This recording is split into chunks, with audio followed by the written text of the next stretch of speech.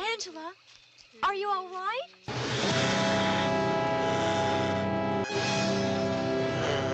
God, she's a boy. Hey, I'm Felissa Rose Angela from Sleepaway Camp, and you're watching Death Curse Society. Yeah!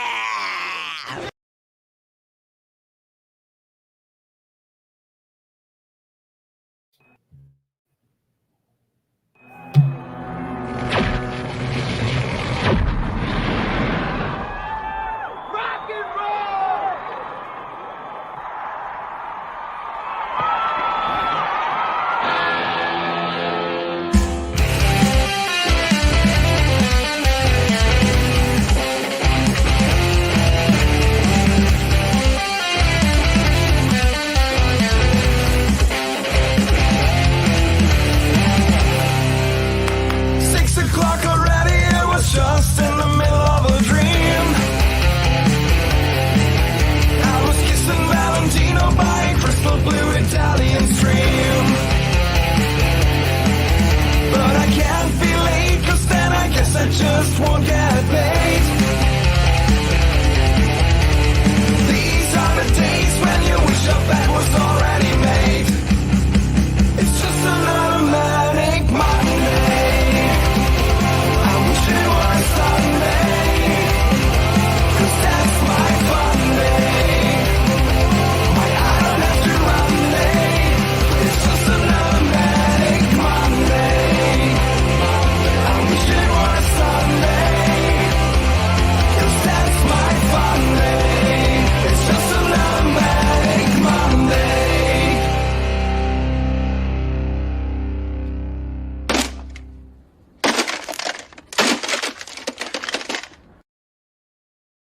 Woo! What is up, DCS fam? Hope everyone is doing all right. It's time for another edition of Monday Maniacs. I'm Red Crank. I got Zigzag. I got the Colonel. How we doing? It wasn't for you guys, man. That was just to the beginning of this fucking year so far. How about that? Yeah, fair enough. I was about to say, fuck you too, buddy. You gonna fight? I'll do it. You guys are all right. My only friends. It's fucking ridiculous over here. Well, geez, don't want to start too much on a downer or anything. So, No, Colonel, how was your week? Colonel. Oh, I thought he was going to throw it to Zag. Let's see if we can bring him up. Well, I'm going to help bring Zag up a little bit. His Wolverines, won the national title. His Lions won their first playoff game in 30 years. Congratulations. I know how it feels like to, granted, I neither want to play the sport, but we know it's like to lift that curse and just winterizing my pipes like everybody else. Freezing my fucking nuts off out here in Cincinnati. You ever lose power? North. Yeah, luckily I've had power, yes. That's what I'm saying, dude. I don't even want to taunt the universe and say, what next? What else could happen? I ain't saying shit because I had enough already, man. Leave it alone. Leave it alone. I threw those positives out there for you, man. It is positives. We got a bunch of fucking movies coming out this year, and none of them look that good. No, there's a few. There are a few. Man, it is cold out there. Almost everywhere, it seems. Everywhere. Like. Everywhere. Everybody that's watching, hope you're staying warm. It's chilly here right now. I had to crank. I normally am sweating by the end of the show. Hopefully I am later, but we'll see. That's a positive about it being so cold. My water, room temp, it's cold as fuck, dude. It's fucking glorious. Because I ain't trying to pay an expensive ass gas and electric bill. Fuck that shit. Yeah. Dad, it's cold. Put on a hoodie. Put on a hoodie. We're at a nice robust 6 here in Michigan right now where I'm at. 6. 6 degrees? 6. Yeah. Yeah, I think that's where it is on mine too. Yeah, I think we're single digits as well. We had a high of, I think, 12 today. So. I mean, that's the most true meme I've ever seen in my life. Winter pulled up, said, heard you were talking some shit. Boom. Yeah. Tarek says you guys just inadvertently reenacted the Ground Day radio show. Ooh, it's cold out there, boys. Grab your booties. You're going to need them. Luckily, Colonel does have his booties on tonight. He does. I do. I got my adult ones on tonight. The adult booties.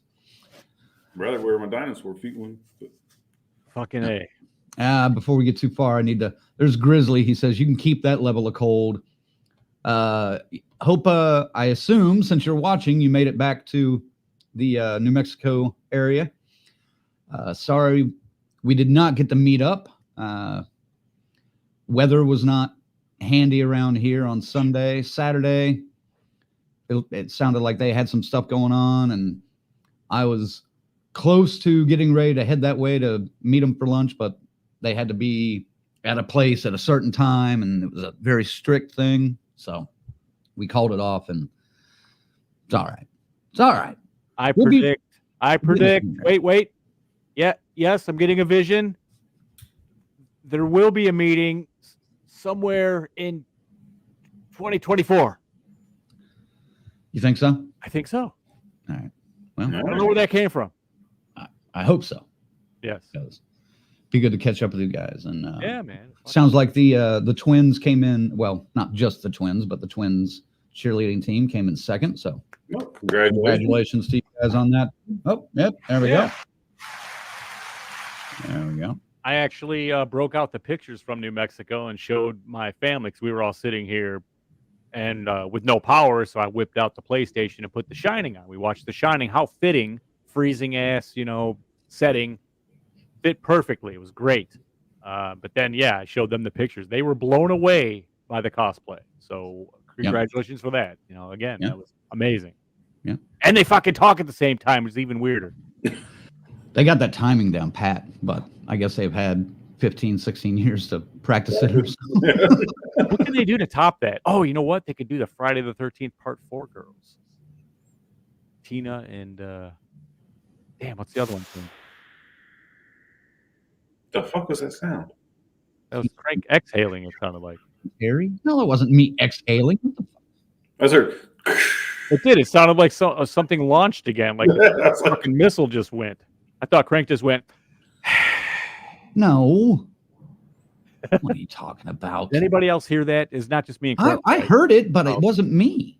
The fuck is going on? I did have gutter. I did have jambalaya this afternoon, so I. Okay then. That's maybe it was that. Tina and Terry. That's what I said. Yes.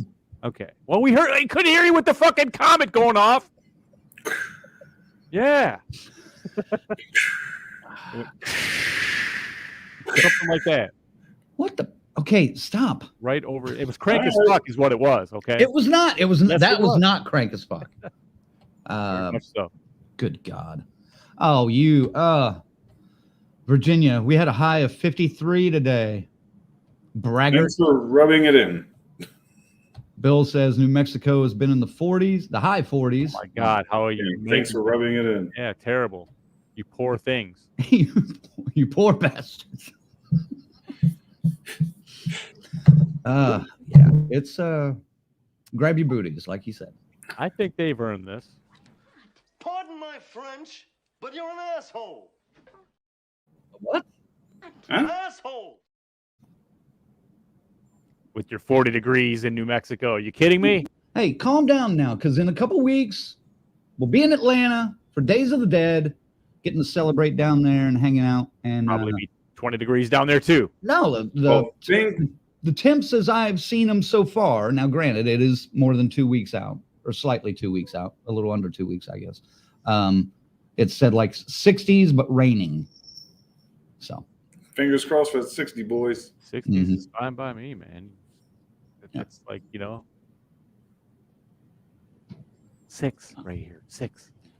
6. Well, tonight, folks, we are going to be covering, we're going to talk about a lot of stuff tonight. We're going to be covering all the 2024 releases coming to theaters. And yeah, I think this one's going to be a lot of fun. I'm looking forward to discussing some of these. And would you stop that?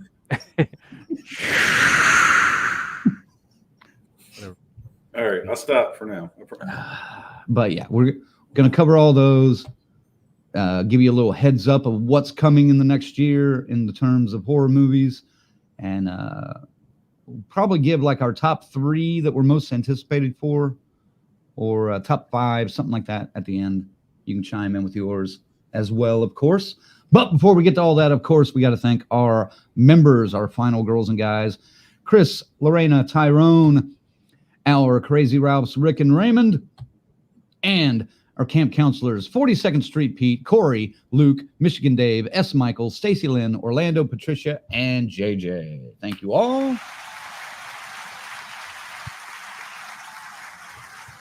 Yeah. And of course, as always, special thanks to our associate producer, FaZe. Let's bring him in. What's up, FaZe? Not too much. How are you guys doing in this cold weather? Well, and you are especially cold, it looks like. You always are cold, though. Oh, yeah, I'm always cold. I always have the little hoodie on, even if it's summer.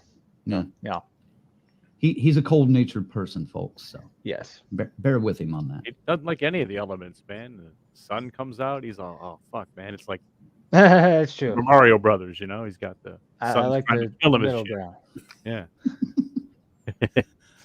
Well, yeah, we go from like the two extremes in Oklahoma. It's like 120 for a couple of months, and then like 10 the rest of them, a few months. So luckily, it doesn't sound like you have to deal with that kind of extreme, but you do get a little lower in the thermometer area. So Not in the heat, but yeah, I mean, definitely lower than that.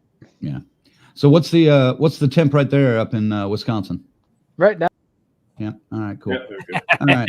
So, we're not a weather show, folks. We're not a fucking weather show. But sadly enough, though, you can tell, that's how I can tell we're all getting as old as fuck. Because we're talking about the fucking weather. But you see, I think I got him that time because I asked him a very simple, to the point question. It wasn't like, hey, give me your opinion on this. Just tell me the weather. Boom. I think I got him. Yes. Yes. Just like a nice. Oh. -5 here, he says. He's flipping us off in the comments, or in the control room. I mean, I see like underground betting, like a chalkboard, just like in The Running Man. And they're just saying, what sentence will they cut him on? Where they're going to drop him at? When they're going to get him? You got to see. It's going to be a line. That was good. It's going to be a line in Vegas at some point. Yep. And that was a good one. That was clean. All right. Well, let's get started. Oh, shit. You ready? Yes. Oh. I even thought about you guys when I picked the first movie we're going to talk about. You know why? Oh. Because we're going to talk about Night Swim again. No, I'm just kidding. No. I picked a slasher just for you two. Coming out January 19th, Founders Day. This almost seems along the same kind of lines as Eli Roth's Thanksgiving, in a sense. This one is about a series of ominous murders rocks a small town just days before a heated mayoral election. As accusations fly and the threat of a mass killer darkens every corner, residents must race against time to uncover the truth. This was written and directed by Eric Bloomquist, who did the movie She Came from the Woods in 2022. Ziggy, you downer you? I'll your thoughts on this one. We had blast off again. I heard it again. I swear this is on your ends, guys, because this is not me. You say that, but I heard it when you were talking. You're like, so Dave Zach. Did it mute me again? It did. Yeah. It kind of steps right over you. I'll keep an eye out, but I have no idea what it could be. FaZe, rack that so we can show them later. All right. Yeah. Hey, man, you know me. Anytime a slasher comes along, you're already getting a 5 coming out the gate in my anticipation. So, having said that, Founders Day just sounds like I don't know. We could get clever with this, I guess. If you want to, we haven't really had an election kind of slasher thing, so okay. So I'm open to it. It's not the worst thing in the world. All right, Colonel. I'm right there with Zag, man. It's a slasher. So you already had me at a fucking 5. Founders Day, it's a little fucking weak. But let's be honest, there were so many holiday slashers in the 80s. There's no holidays left to fucking do. I'm surprised we don't have a fucking Earth Day slasher yet. So I'm completely fine with fucking Founders Day and mayoral elections, blah, blah, blah, blah. Just give me some good fucking kills, some good practical effects. I'm fucking good, man. I'm fucking good. I'll set it at 5. I don't want to get too hyped up considering it's a few days away any fucking way. So It does seem like Eli Roth Thanksgiving, but just less cool, doesn't it? You know? it does. But like I said, what other holidays are there, man? Like I get it. Yeah, I you know, same. I'm surprised someone hasn't. There's no Memorial Day yet, is there? Someone done Memorial Day? Well, you mentioned Earth Day. Uh, Luke says they need a slasher for all the holidays and celebration days. Earth Day Massacre, Labor Day, a Yep. Labor Day slasher. Yeah, why not? The MLK Killer. Yeah. Oh, Yeah. by the way, man, By the way, happy Martin Luther King Jr. Day, everybody. Hopefully you had the day off. yeah, that's Cool. the reason you're not working today. And that's Yeah, even Colonel had the day off. yeah. shockingly. Wait, yeah, it is shocking. The French. They were even nice enough to let me have a 3-day weekend. A 3-day weekend. The French. Yeah, they said enjoy this weekend because you'll be in next Saturday. It's like, okay. Well, Oh. you know, that's it though, right? Now you're done till no gifts till summertime, maybe. Labor Day, I got maybe. President's Day. Yeah, Presidents. They'll probably No, take February. President's Day away from us, so make us work. But that's triple time, man. Shit. Mandatory. Oh yeah, triple time, dude. I still love that shit. Come strutting in like Rick or like Vince McMahon when you're making like You pay me triple time, but you Yep. only get a third of the effort too, though. So that's what yeah, you're oh not yeah. getting what you're paying for, buddy. Like, stop. It's almost like wow. I just didn't care. It's all like, how long are we working today? 10 hours? No problem. Ooh. Uh-oh. I have to show this comment. Well, I'm questioning it, but I have to. I have to. BK says MLK Day was inspired by a murder, if I remember history correctly. technically, God damn, dude. I mean, we have a knowledgeable audience. What are we supposed to do? What are we supposed to do? Yeah, couldn't that joke have waited for yesterday or the day before? Like yesterday or tomorrow? Yikes. Ugh. BK, you're in timeout. It was a tragedy, man. That's for sure, man. It's one of the not brighter moments of American history. That's for sure. Right. Let's get back to Founders Day. Yes, please. Founders Day. You never gave us your opinion on this. Go ahead. Yeah, I hate to be, the spinning wheel, but yeah, I'm middle of the road on this. It has some potential, but is it going to actually meet that potential? That's the question. See, Roth brought the blood and the gore, man. That's the deciding factor on movies like this. So No For you and apologies. I, yes, but for Crank, dude, the blood and gore don't. No, it doesn't matter. BK, no apologies necessary. You know what We're this shit is fucking with like. you, dude. We don't give a fuck. Yeah, middle of the road. If it comes out and it's cool. If it didn't come out at all, I'd probably be okay with it. So I don't need it, I guess is the thing. always room for a slasher. But there's always room for a slasher. All right. I think I just saw a comment get highlighted. Rick over at the Whole Damn Enchilada Pod says there's an Earth Day horror movie from 2009. So I'll have to look that up. That one flew under my radar. Yeah. And Luke also says, honestly, I think Thanksgiving might have been one of Eli Roth's best written movies that he's done. That I would agree with. Yeah. Number 1 on the Zags list of all the movies of 2023. There might be some, well, yeah, but that might number 1 of Eli Roth's movies too. I would say for me it is for sure. Yeah. I mean, Cabin Fever held the top spot for me for a long fucking time. But Thanksgiving is so much better acted, written. practical effects. It's- Like it's- it just it Cabin has- Fever is kind of fucking campy, but so is Yeah, Thanksgiving. But I think Cabin Fever is not purposely campy, where I felt like Thanksgiving was. That could be a list. Top Intentionally. five Eli Roth movies in the Sure. future. Maybe next time he's got a movie coming out. FaZe, can you note that down for me on our Put it top on the list. Put it on the list. You just made the list. You did. All right. So give it a number. You say 5 all the way around. Anticipation 1 through 10. Yeah. Yeah. All right. Sounds good. Same here. 5s for Founders Day.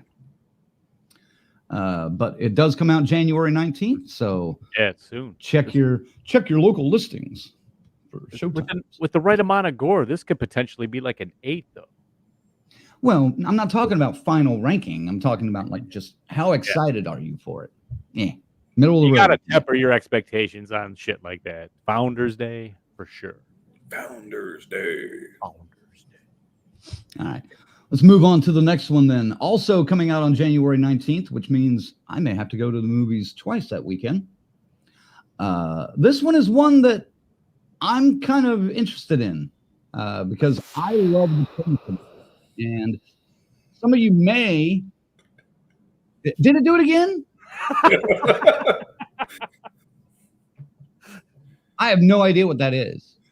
All right, he's over there playing fucking Battleship with somebody while doing the show. What's going on here? 12. Yeah, man. It's like, and the rocket's red glare. FaZe says, quit blowing into your mic. I know. That's why I had to do it again. There, one more. Just make FaZe happy. All right. All right. Anyway, You as hear I was, the face? You hear it too, don't you? everyone's hearing it. And they're saying it's on my end, but I have no fucking idea what it is.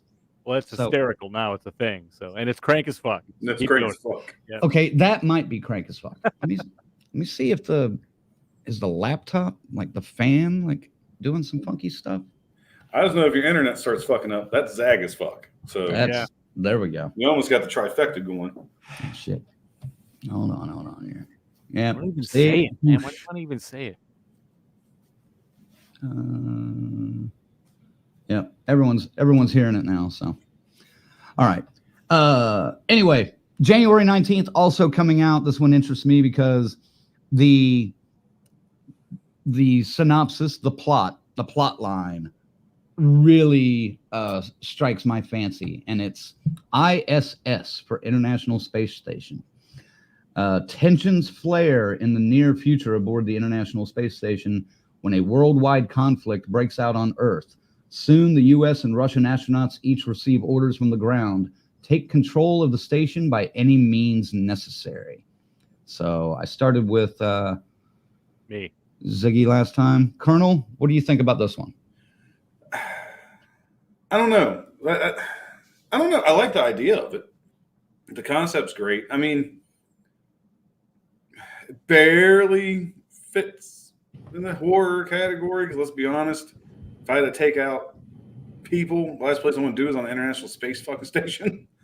So I'll count it. Obviously, it's on our fucking list. I don't know. I like the idea, but man, it sounds kind of Crank as cheesy fucking movies, man. No, I wouldn't even say crank as fuck. Like, I don't know. Honestly, this is one of the few I really don't know how I feel about it. I can't. Founders Day, okay, it's an easy 5. This one, it's like, I like the idea. I don't know if the execution is going to be great. It's just, it's coming out so early in the fucking year, too. Like, as we learned with fucking Night Swim, we're not getting the best of the fucking best in January. True. I don't know. Sure. FaZe, I did what you said. Does that did that change my mic levels too much? Do you see anything? Just give me a thumbs up or what? I heard like whatever you were doing, it was very mild. It was like a far volley in the background and over yonder in the mountains. Right. What Colonel was going on. I'm just trying to correct it so we don't have it happening anymore. Okay. Like We'll I said, see how- it's very entertaining at this point. So I will I find don't think out. anyone's going to mind. All righty. Colonel says barely horror. All right. It fits, but just barely made it. I okay, then there's going to be another one that is pretty close to maybe not horror either, but we'll get to that here in a little bit. It's all right. I think, and I'm not getting into just my specifics on this film. I think, you know, there are certain aspects of human behavior and certain things that can really happen that that make it horror, and that's what I see about this. Like, the scenario could possibly happen. No, I agree. That would be fucking terrifying if it did. Yeah. So, Fuck. Colonel or Ziggy, what about you? What are your thoughts on this one? I personally don't think this is horror, but Never mind. I don't want to talk. no, it's okay.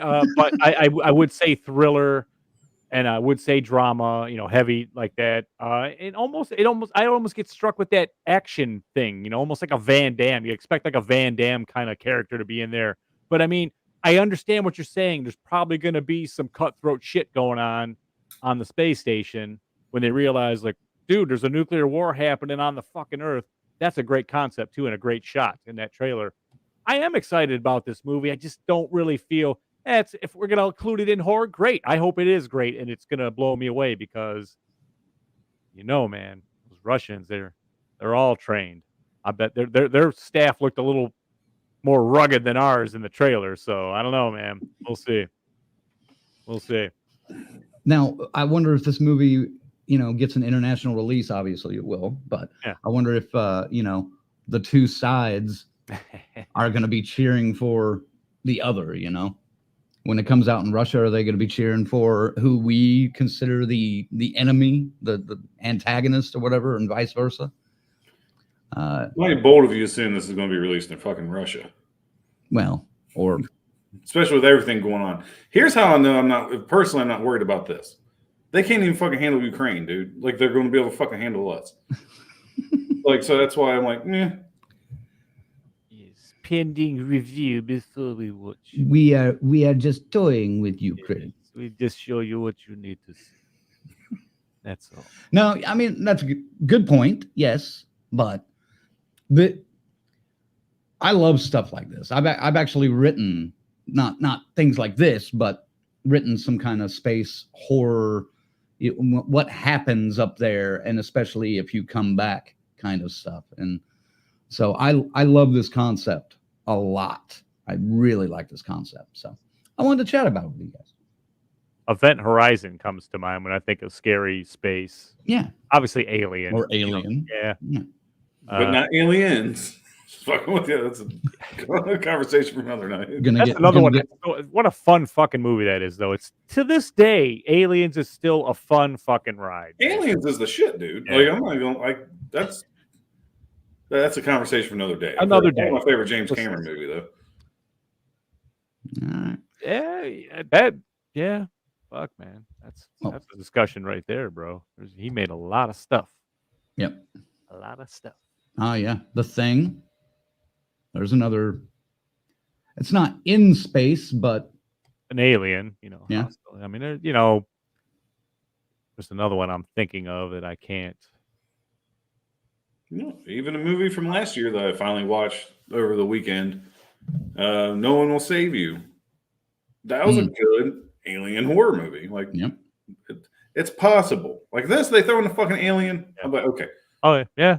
Right. Where they got to end up working together and shit. They're going to, dude. I'm telling you, right?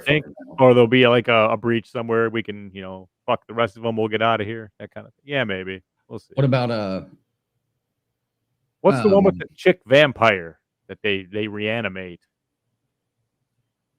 in space, and she starts attacking the crew? She ends up being a space vampire. That I don't recall right this second. I wasn't alive when they hit theaters to see it at a double feature. It was definitely 80s, early to mid 80s. I'm gonna give this one like a 7 anticipation level because, like I said, I'm really looking forward to this one. What about you, Colonel? For the concept, a 7, but on a horror scale, again, that's where I'm being a dick. I'll be honest. I'm going down to a fucking 4 because I think it barely falls in that genre, man. All right. Ziggy. 6.5 on it. 6.5. All right. I like the concept. I think the concept's really cool. And Grizzly says Life Force is the Life Force, he yes. says life. I was sitting there going Essence in my head going, and I couldn't put it together. Life Force. Yes. Thank you. Thank you. Not bad. Not great, but not bad. Right. Somebody famous did the effects. Someone that we all respect. Right. All right. Then, after January is over, we move on to February 9th. This one might be a little bit, I don't know yet. February 9th, Lisa Frankenstein. A misunderstood teenager and a reanimated corpse embark on a murderous journey to find love, happiness, and a few missing body parts. Directed by Zelda Williams and written by Diablo Cody from Jennifer's Body and Juno. Starring Catherine Newton of Freaky, Cole Sprouse from Riverdale, and Carlo Gugino from Gerald's Game and The Fall of the House of Usher. Colonel, Lisa Frankenstein, what are you thinking? What I'm thinking. So, definitely a Czech horror flick. I don't think anybody can deny that. Maybe something for your oldest daughter, the older one? Yeah, probably something for her or something. I think on February 9th, I think it'd be a good date night movie, for couples. It looks interesting. Again, I know I'm not the demographic, but I mean, I was getting Heather vibes from this trailer when I first seen it in the theater. Looked a little Tim Burton-ish. I mean, hell, it takes place in the fucking 80s. So there's stuff going for it. I think it'll be okay. I think this is going to be one where I can watch, but it was all right. Like, I'm not going to love it, but I think it'll be an entertaining watch. We'll see. Hopefully. All right. Ziggy, Lisa Frankenstein, what are your thoughts? Once Bitten, My Boyfriend's Back, Warm Bodies. It's this type of movie. And I actually have a kind of a soft spot for stupid romantic kind of horror like this. So yeah, man, I'll go see it.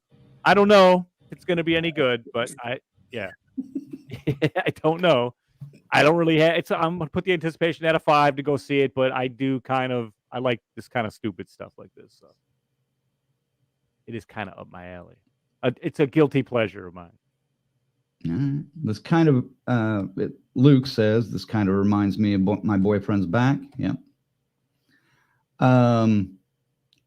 It reminds me just the, misunderstood teenager, reanimated corpse, trying to find love story. Reminds me of that Nicholas Hoult movie, Warm Bodies, a little bit, which I really dug. Yeah. So, but the reviews are not all positive. Bill, nope, looks stupid.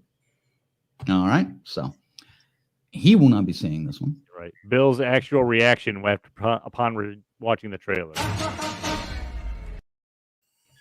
Oh, we haven't broken that one out in a while. Wow. Patricia says anything involving Frankenstein, I will watch. Yeah, loosely based on Frankenstein stuff, but like I said, this is one of those, get good and high. I'll be in there laughing at it. Hopefully the jokes are good. Hopefully it has a little heart. I'm sure it will. And Colonel brought up a good point. The Valentine's Day time of year probably would be a good date movie. I don't think about that, but I think you've been there by yourself, then you'll be the one that everyone's like, look at that guy. What the fuck is he doing there? I think you scared Bethany with that last drop. Won't you throw it up there again? Which drop? This one?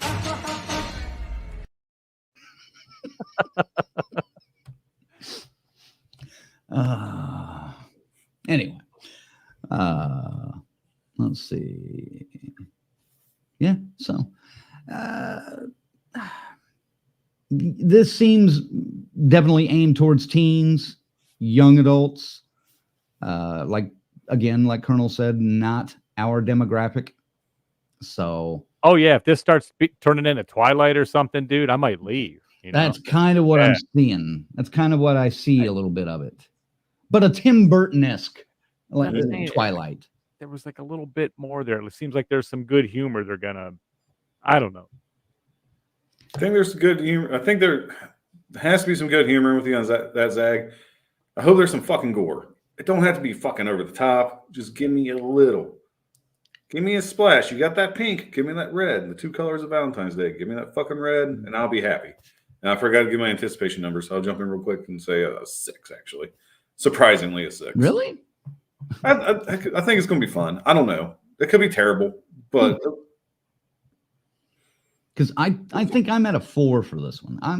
That may change if I see some more info about it or trailers, but I hate to say it, but the inclusion of Carla Gugino does not win me over, because I think she's going to be underutilized in this. She's given in Flanagan's stuff, like The Fall of the House of Usher and everything else, she's given that ability to stretch and show her fucking acting chops. Here, I think she's just going to be like, oh, I'm the mom of this girl and blah, blah, and it's going to be really limited. So I don't know. I've had a crush on her since fucking Son-in-Law or whatever the Pauly Shore movie was, man, when I was a kid. Ooh, yes. After the fall of the House of the Usher, dude, we have a reason to meet Henry Thomas now. Damn, I would love to now. It's like, dude, just to tell him that shit was fucking incredible, bro. Yeah, he's good. He's good in most of Flanagan's stuff, though. And I'll be honest, I'm not a huge fan of Jennifer's Body. So no, I you know what, I don't get the hype about that movie at all. She looks great in it, but yeah, I was just kind of, it was like the Napoleon Dynamite of fucking catchy horror movies, cliche fucking stupid shit, very dumb. Yeah. I mean, again, another movie that's not our demographic, clearly, but not my thing. So. Yeah, but I had people that I like, their opinions of stuff. Usually we're going like, oh man, no, dude, you got to see this. And I was like, all right, cool. I rented it and shit. And it was like, why did we have to see this? Still talking about Jennifer's Body? I'm like, did I get the right movie? I mean, what the fuck's going Just on? for the makeout scene, I guess. Yeah, Jennifer's Body's all right. I was like, no, this is all right. Like, this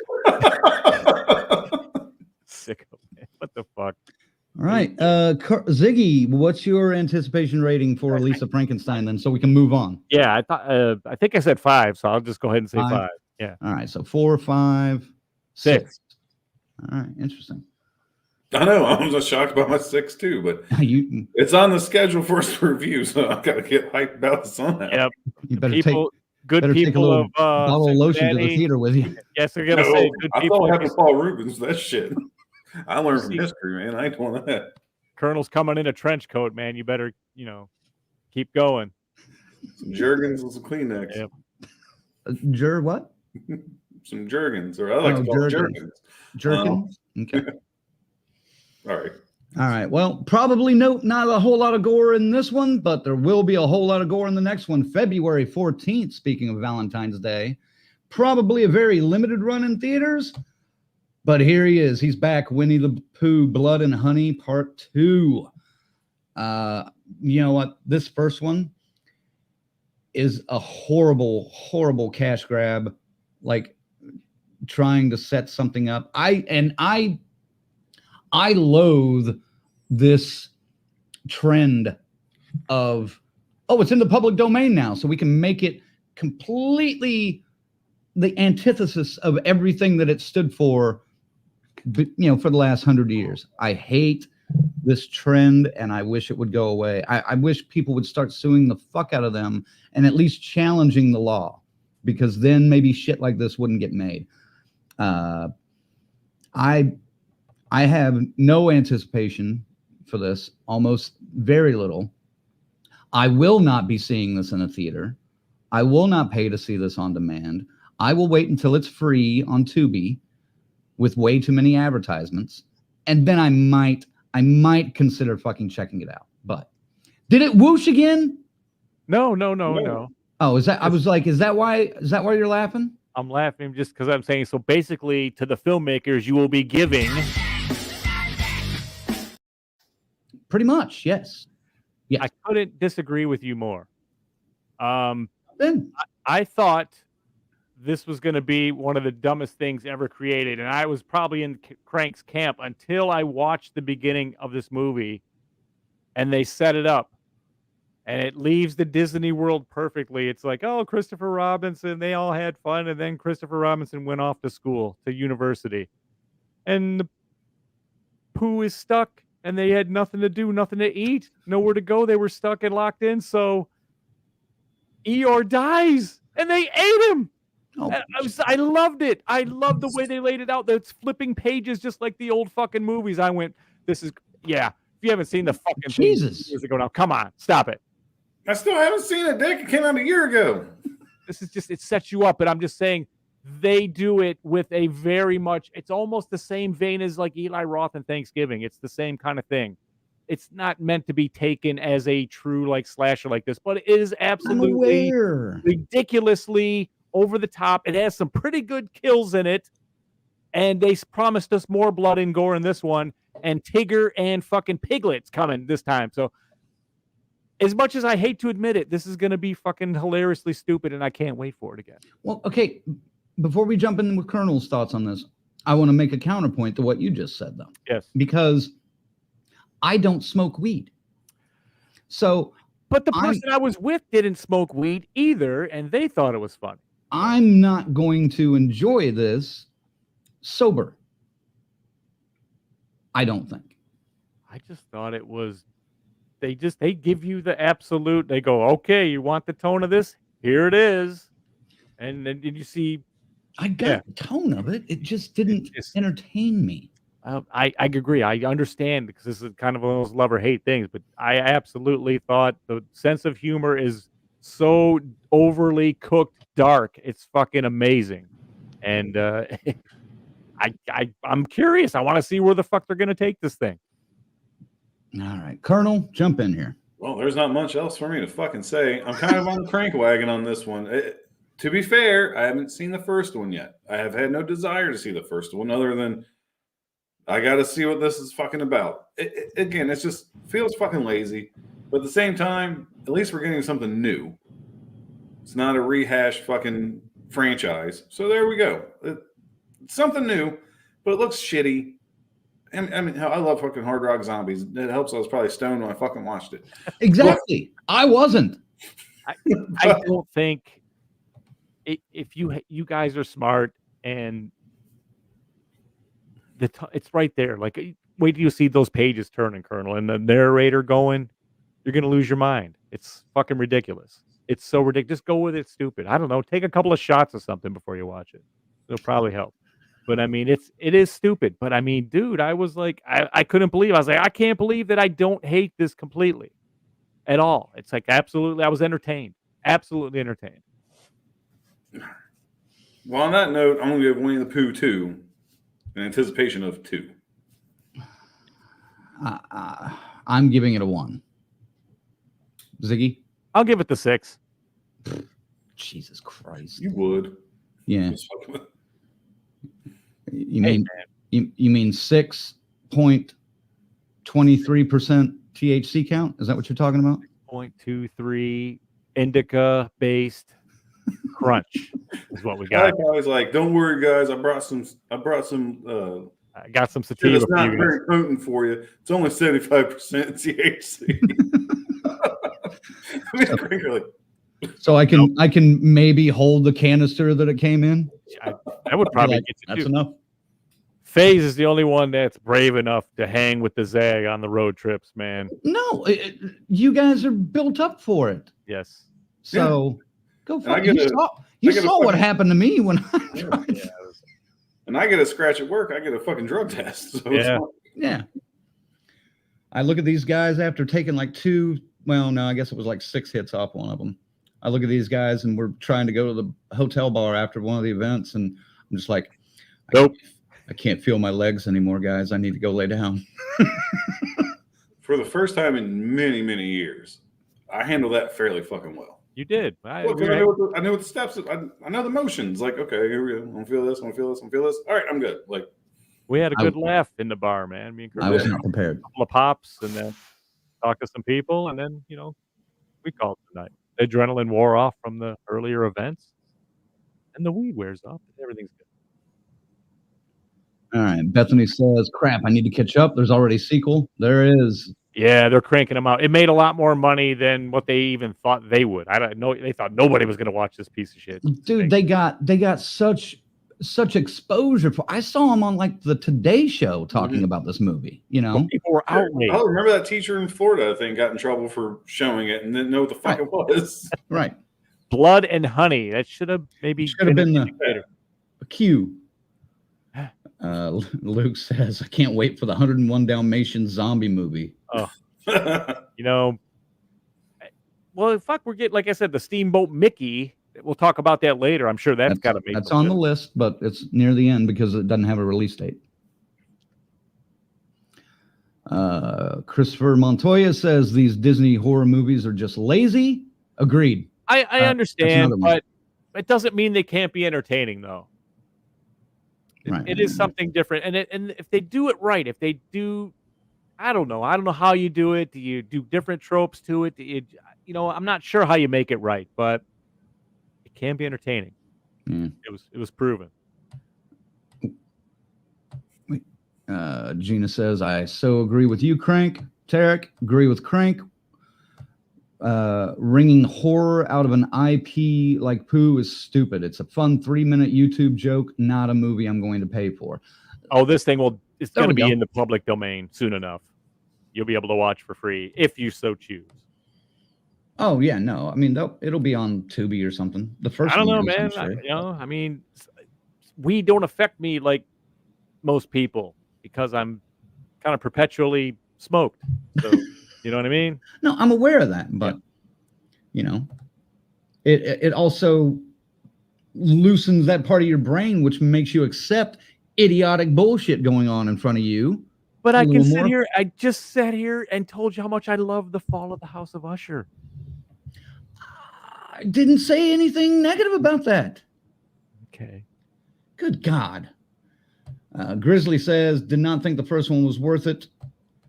Patricia, I didn't watch the first, won't watch the second. Good. Sucks. But again, I was pleasantly surprised that I didn't completely want to just go, oh my God. Luke says Snow White and the Seven Dwarfs horror movie would be pretty much I Spit on Your Grave. God damn. What are those seven dwarves doing to that poor girl? Wow, she's asleep. Yeah. I didn't know Bill Cosby was one of the seven dwarfs. Wait. Lorena says trivia. Faze is partially named after Christopher Robin. Don't fuck with the poo. Huh. Okay. So we should start calling Faze Pooh? Is that what she's saying? Colonel, you're muted. Oh. Pooh Faze. Sarge. So let it be written, so let it be done. From this day forth, Faze shall be known as Pooh. No. Tarek says, my thought is, would it still be good if it wasn't using poo? If not, don't use poo. If so, don't use poo. Well, you've never seen it, but I mean, it's funny because they keep nodding back to the cartoon world a lot. That's what I mean. The humor is over the top silly. Grizzly says, no middle ground on this one. I have to agree. Love or hate. Yeah. Ken says, I don't believe Ziggy has any friends that don't get high. Right here. Not true. Oh, hey, Sarge. It's Sarge. It's Sarge. What does Jason say? Do you want to see the new Winnie the Pooh scary movie? You looking forward to it? Do you want to see it? What do you think? I would like to see the jump scare. That's it. The jump scares? There's a couple. There are a couple. You would You're get not even going to see those though. So, all right, why don't you go? Okay. Bye. Bye.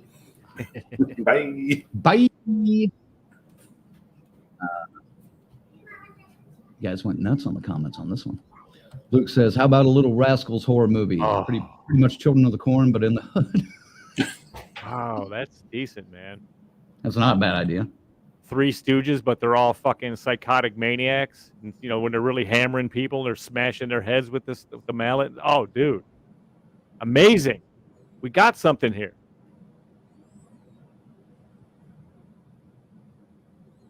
We can move on to the next movie. That was it. I'm trying to hit the comments. Lorena says, no, you should definitely not call him Pooh.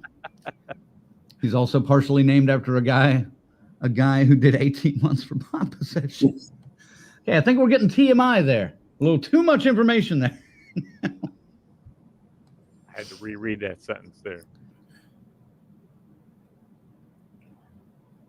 So, All right. Yep, that seems like we're caught up then. So. Yep. Pinocchio horror. There we go. There's something to do with that. There's a Cinderella. There's a There's Bambi, I Cinderella's guess. Curse coming out. Yeah. Coming out. also, remember back in the 90s, you had Pinocchio and Rumpelstiltskin and stuff like that as well. You had that little phase in the mid 90s. Yeah, they trounced through that dark forest there a little bit, kind of PG-13 world. Some of them, you know, like Hansel and Gretel and stuff like that. I dug Rumpelstiltskin, man. I still do. It's awful. All right. 2, 1, and what was yours, Ziggy? 6. Oh, that's right. Yeah. Jeez. I'm a man of my word. I'll stand All right. I'll watch it for all you guys. Okay. Yeah. You do that, and then you tell us how right we were. How about that? It very well may be the truth right there. That may be exactly what happens. They might have had magic in that first bottle only, and according to some of them, they didn't at all. All right. This next movie is not going to be probably on any other lists, but I wanted to include it because of a personal connection that we kind of have with it. Mike Flanagan, ladies and gentlemen. No. Shut up. Shut up.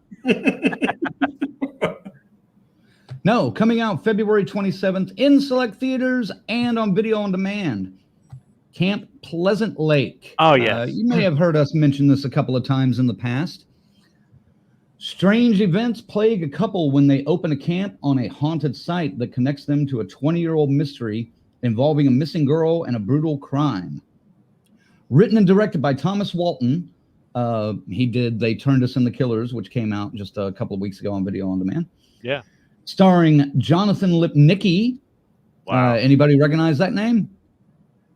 Sounds familiar. Hello. The human head weighs 8 pounds. Yep. Okay. The kid from Jerry Maguire and the Little Vampire. Also starring Bonnie Aarons from The Nun, Felissa Rose, Michael Parr from Streets of Fire, Eddie and the Cruisers, Bad Moon, and Andrew Devoff from Wishmaster. And featuring our very own camp counselor, Orlando Rodriguez. So, Orlando! That alone, that alone gives me the excitement, and I will, unlike how I will avoid the fucking theater when Winnie the Pooh comes out, I will get to a theater somewhere and see Camp Pleasant Lake just to try to help this one out, because the early buzz is out there because Orlando was too big a star already to even hang out with us when we were there. Mm-hmm. In his hood there, over there. Yeah, we tried to hook up with him when we were in Chicago a couple months ago, and we just couldn't ever connect. But hope we'll be back. We'll be back soon. But yeah, and February 27th for this one. Colonel, you start on this. Camp Pleasant Lake. What are your thoughts on this one? I'll be honest. Be honest. I'll be honest. I don't have high hopes for it. My hopes are very fucking low. Especially when you hear a cast like that. There's nothing wrong against the cast. We just know how casts are with lower budget films, more I'll say independent films with a lot of different horror actors or famous actors in it, usually equal shit. But I will watch it for Orlando, god damn it. For Orlando, I will do it. For Orlando. That's I like that. yeah, that's my excitement for it. So All I'll right. give it a 8 excitement, or I'll give it a 10 excitement level for Orlando. But overall, that's going to drop it down to about a 4. Okay. Ziggy, what about you? It's a slasher, so I mean, automatically gets the 5. And we're still working on talking to a couple of these folks behind this movie. I think We have future. something scheduled. Yeah. We just haven't got it confirmed yet. Right. So it's we're taking this very seriously, and I love it because I love a slasher. This sounds like it has some supernatural elements to it, which is always welcome. And Colonel is right. Usually when you see this, well, it's not all of them. There's a few. They got a few heavyweights in there too that I think are pretty strong. But you got to keep it tempered, man. You got to watch it. But I'm excited for this one. So I'm even going to bump it up to a 6.5 for this, just because it's a slasher. And for Orlando, man, our boy is in here. He supported us. I can't wait to give it back. We got to be careful.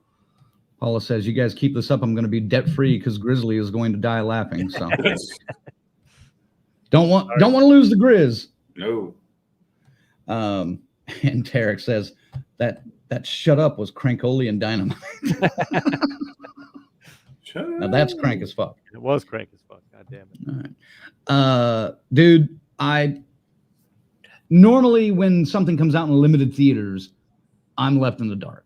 I have to either go to Tulsa or Oklahoma City or sometimes even Wichita or Dallas.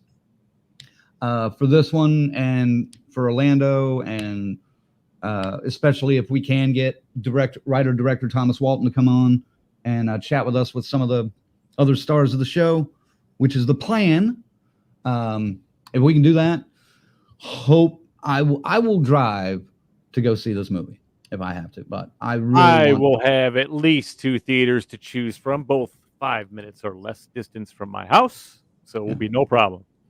I know what I'm getting into. I know it's going to be B movie at best quality.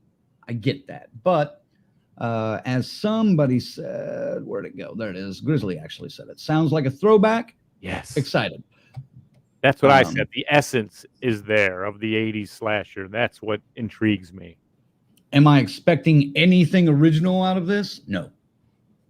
I don't give a fuck about that. Not Just at all. give me some. Hopefully he brought the fucking what we like, right, Colonel? All right, baby, bring that fucking Right. slash in the slash in the slash, baby.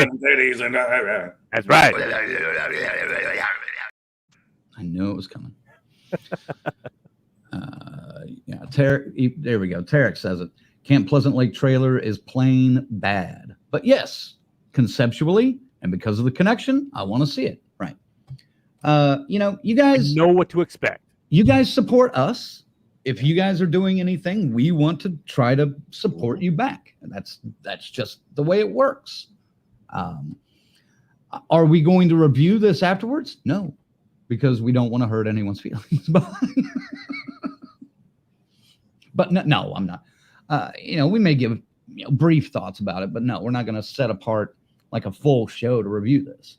But I do want to see it. I do want to support it in theater, and yeah, I'm definitely interested. So I'm giving this a 6, and I can't give it the same amount as i.s.s. So yeah, 6 for me. And Colonel, what was yours? A 10 4? for Orlando, a fucking 4. 4. I've seen too many movies with names listed like that at the top of the movie to not expect much. This would have been a direct-to-video probably back in that 80s and 90s. Oh, of course. Oh, of course it would have been. Yeah, but it doesn't matter. Every once in a while, you find a gem. And we're due. We're fucking due. I'm looking forward to chatting with the cast and crew about this one, though, if we can get them on. And I think it'll be fun, especially, I don't know about you guys, but Streets of Fire and Eddie and the Cruisers, this is probably more of a Ziggy relatable topic.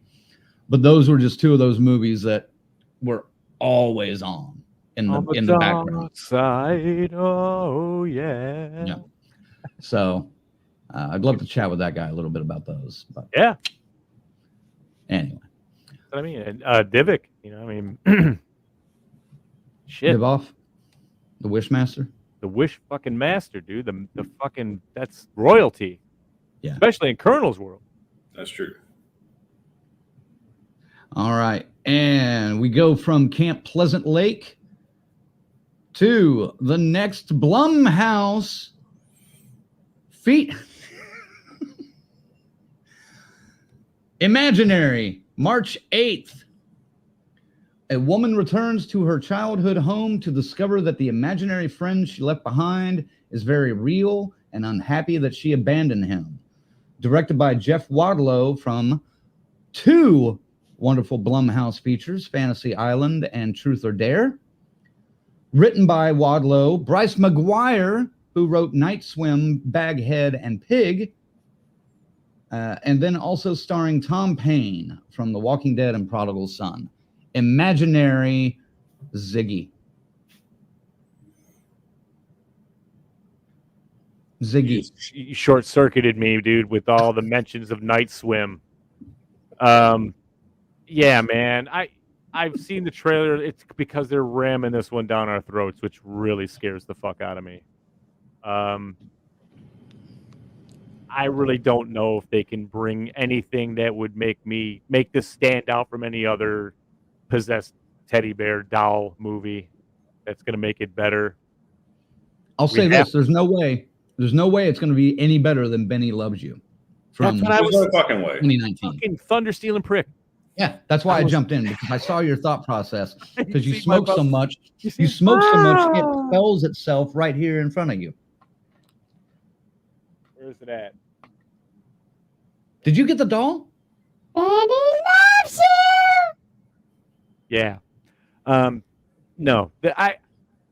I'm maybe a 4 to see this one. Oh, Jesus. I mean, I hope it really blows me away and proves me wrong, but I don't expect it, and I won't be pissed if they don't, because it looks exactly what I think it's going to be. By the way, guys, if you have not seen Benny Loves You, Oh. find it. Yes. Probably the best version of a children's toy come to life. So funny, so gory, just so over the top. Go check it out. Fucking phenomenal. It's fucking phenomenal. There's very few movies like that I actually can get behind, but that one was done well. I will say it. Colonel, thoughts on Imaginary? When's this come out again? March 8th? March 8th. But guess what? On March 8th, I'm going to imagine this movie doesn't fucking come out. Yeah. No. Dude, fuck no. I'm tired of supporting these fucking assholes and their fucking shit fucking movies. Fuck them. I'll give credit where credit is due. I see it in the comments. On March 8th, instead of watching this movie, Patricia, I'm going to rewatch Drop Dead Fred, because that's an old imaginary friend movie. That's probably going to be 10 times fucking better than this. Come on, dude. It's fucking Blumhouse. Fuck them. Get the fuck out of here. No. I expect the CGI monstrosity Yes. at some point, It's going to be fucking and awful, possibly a House on Fire. dude. No, they haven't done that in a few years, man. I think they've fucking caught on to my fucking joke about that shit and stopped. But you know what? You're right. This one, if you think about it, is set up for a house to be caught on fucking fire. They might bring it back. If they do, I owe you a fucking Coke, my friend, or a Mountain Dew. You don't have to tell me, because I'm not watching it.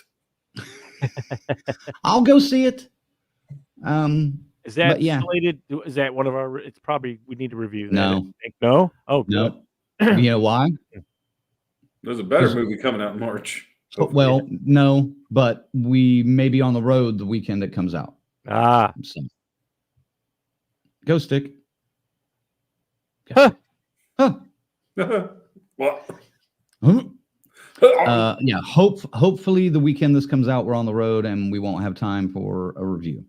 So that's all I'll say. That's all I can say right now. Paula says, why, when you said Blumhouse, did my eyes start to twitch? That's, you know why. That's all of us. Grizzly says, did they do a Ted horror movie? No, I think that'd be much better. Yes, I they think it did. would be. Patricia says Drop Dead Fred was way better. I'm not sure what you were talking about here, Grizzly. Was that a warning, Crank? None of these movies you mentioned I liked. I'm not sure what movies I mentioned,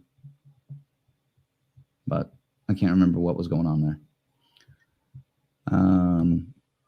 Christopher says, so it's basically the Invisible Man with a bear. That's what I got from the trailer. Yeah, it could be.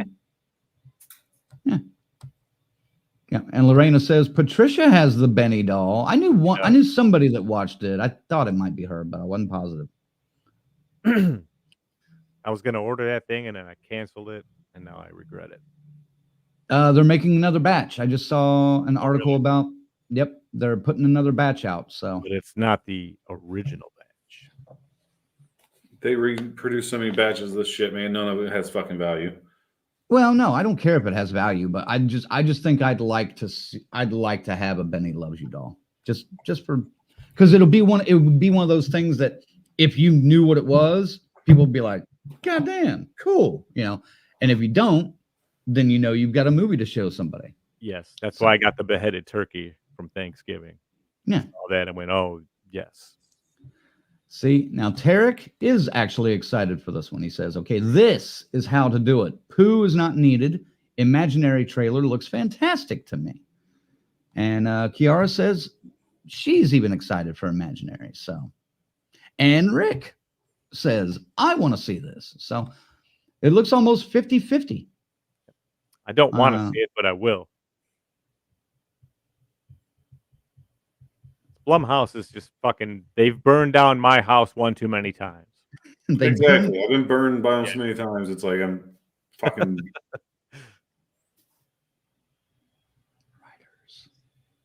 Well, pretty much that. Hey, Blumhouse. That's my rosy red ass, Mahoney.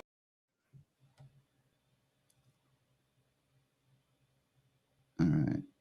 Kiara says, if Imaginary sucks, I'm going to head down to the Blumhouse and help them make a semi-better movie as a 22-year-old who still collects stuffed animals, had an imaginary friend phase, and maladaptive daydreams. I feel like you can't go wrong with a movie concept like that, but, All right. I'll drive you. I'll drive you down there. We'll find the address. I'll drop you off. I don't want to be involved in any kind of if you're going to burn the Blumhouse down, I don't want to be involved in that. But yes, we'll report it though.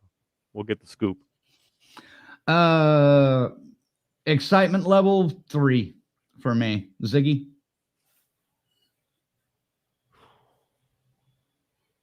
3. All right. Colonel? I feel like I should go harsh on this, like you did with Pooh, but sadly I'm not, because I know it's going to be a better production than Pooh. Right.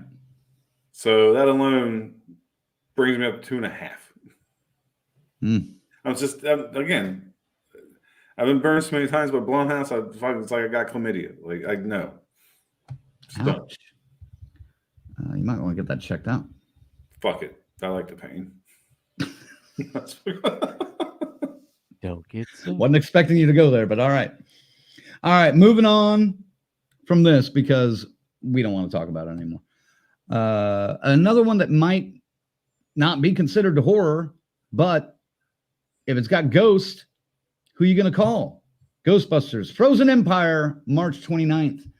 The Spengler family returns to the iconic New York City firehouse where the original Ghostbusters have taken ghost busting to the next level. When the discovery of an ancient artifact unleashes an evil force, Ghostbusters new and old must unite to protect their home and save the world from a second ice age.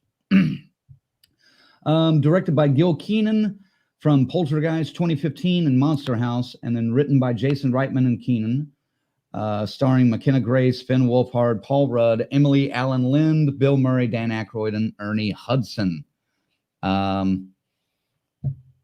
Colonel, you were a real Ghostbusters fan, according to a bio that I finally got from you. You are. That's why I want you to kick it to Zag first, because I want to do a little bit of show and tell on this one. Okay. Ziggy, you start. Ghostbusters. When there's something strange.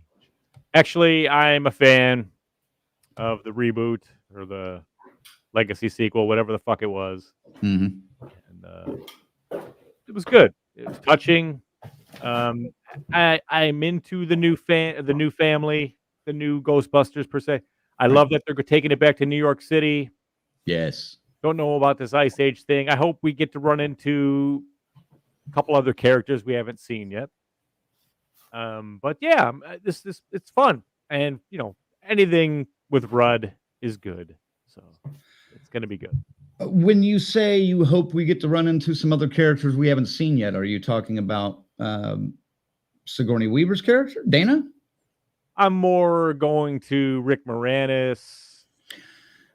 Not going to happen, but I know. I would like to see, since we got Gozar the last time. How about give us the Conqueror, Vigo? Vigo, and plus, yeah, I'm sure that guy will be in it. The art museum owner, the little guy. Oh, I don't know if he'll be in it, but I would not rule Rick Moranis out yet. At least a cameo, maybe. I know. Yeah, I don't think he would be. I don't think he would be a major role, but I wouldn't rule him out yet because he left because he was raising his kids. True, but they're fucking and they're 30 now. Yeah, they're grown adults now. Yeah, and he did do that fucking commercial for Ryan Reynolds not too long ago. Right. So I'm not saying it's going to happen, but I would not be surprised if there's not a Louis Tully sighting in this. And they're keeping it a secret this time, if there is too, because every other fucking thing keeps getting blown with this movie, and another movie we're going to talk about later. But I mean, we already know the Environmental Protection Agency dude is coming back. Temple or Peck. Yes, this man has Walter Peck. Yeah, Walter Peck. Yeah. So I mean, we didn't need to know that. That would have been a nice. Ooh, there he is. But no, there he is on set because some asshole on a roof took a fucking telephoto lens on him. But we all knew, the three 1985 Ghostbusters were going to at least make an appearance in the one that came out a couple years ago. We all knew that, but they kept that pretty secret for most of the time. They straight up lied a couple of times. Nope. Right. Can't get Bill Murray. He won't do it. Bill Murray won't take our won't return our phone calls. So, all right, show and tell time with Colonel. What do you got there, sir? Goddamn right. So everybody knows Monster Squad is what got me into horror. The cornerstone of that foundation was the real Ghostbusters. Even the Ghostbusters movies, but I was more into the real Ghostbusters. Even so that I figured I'd show off my favorite villain from the real Ghostbuster series from Kenner Toys out of Cincinnati, Ohio. Check this fucking guy out, man. He's cool shit. I still fucking got him. Oh yeah, I remember that. Fucking love this guy. So I'm fucking pumped for Ghostbusters. All right, there you go. I'm working on it. Calm down. Yeah, I don't like the spotlight like that. Dude, fuck you. No, because Ghostbusters Afterlife, man. Like I was like, oh, I can't wait. It was such a fun, emotional ride for me. So Ghostbusters is such a core fucking memory for me, man. I mean, like I said, I had the toys, the proton pack, the fucking trap, the fucking firehouse, the sleeping bag.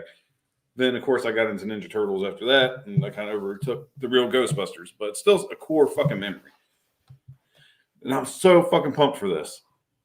But I'm worried I'm set up for a fucking letdown because I enjoyed Afterlife so fucking much. Like, I was on such a fucking high after that movie. I think this is going to be good. I don't think it's going to be quite as good as Afterlife was. Well, was Ghostbusters 2 anywhere near as good as the first one? As a kid, I liked it more. Dude, I still love Ghostbusters. The first one's still way far it's fine. but they're both good. Is it, Of course it's not as good. Is it a letdown? Dude, 99.999% of sequels are letdowns. So yeah, that's the natural progression of shit. But I felt satisfied with it though. It's like I liked it. I love to. Yeah. No, I'll be honest, I'm sure I'm going to fucking love this one. It's just I'm hoping my hopes aren't too high, if that makes fucking sense. Sure. because Ghost, but like again, core fucking memory. This is my shit. I mean, I cried fucking tears. Oh, I teared up at the end of I didn't tear Afterlife. up. I fucking cried seeing Egon's ghost. I'm not gonna fucking lie.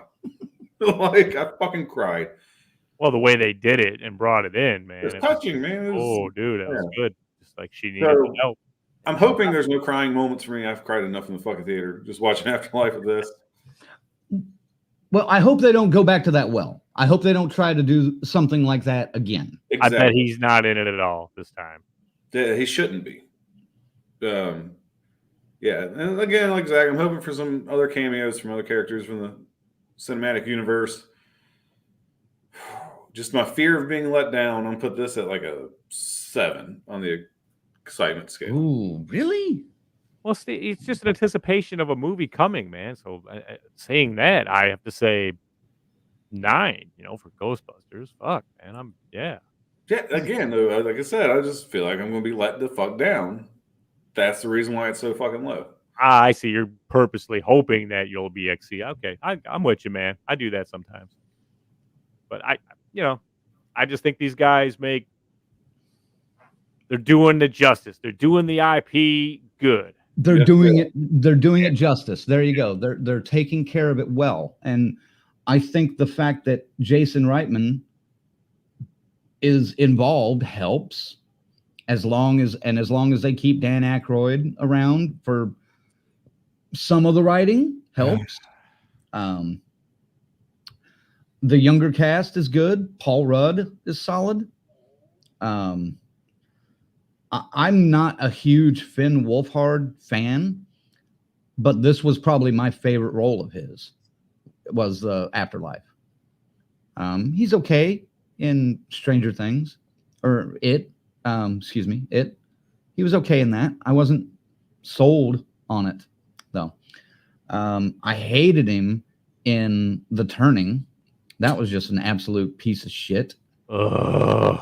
Don't use that to bring up a bad film. Oh man. So, but this one I really liked him in. And yeah, I cannot hide my excitement about this movie. I am ready to see this one. So this one, I can't quite go top, but I can say 9.5 for me, because this is clearly in my top 5 that we'll talk about here at the end. And a lot of people are looking forward to it. Grizzly, want to see Ghostbusters.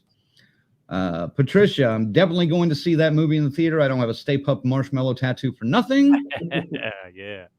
Bethany, yes. Ghostbusters. Paula, so excited for Ghostbusters. Bill, trying to rain on somebody's parade, I guess. Maybe I'll go see Ghostbusters. What is your problem, Bill? What the hell is wrong with you? Gina says, oh, I'm there for Ghostbusters. Looking forward to that.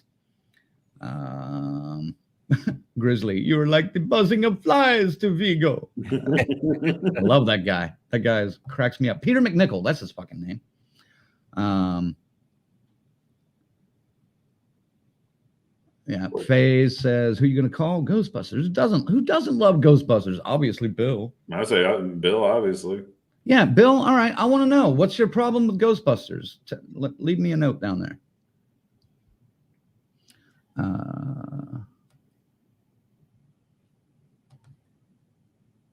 Yeah, Kiara excited for Ghostbusters.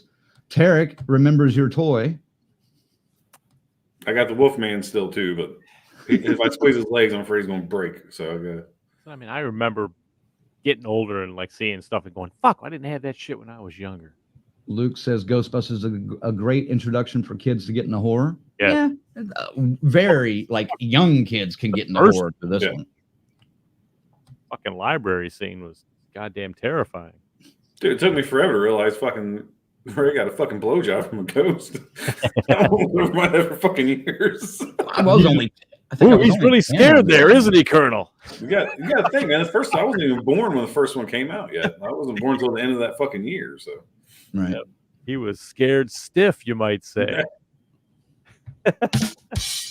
Thank you. Yeah. Tarek says, tell him about the Twinkie. What about the Twinkie? And I think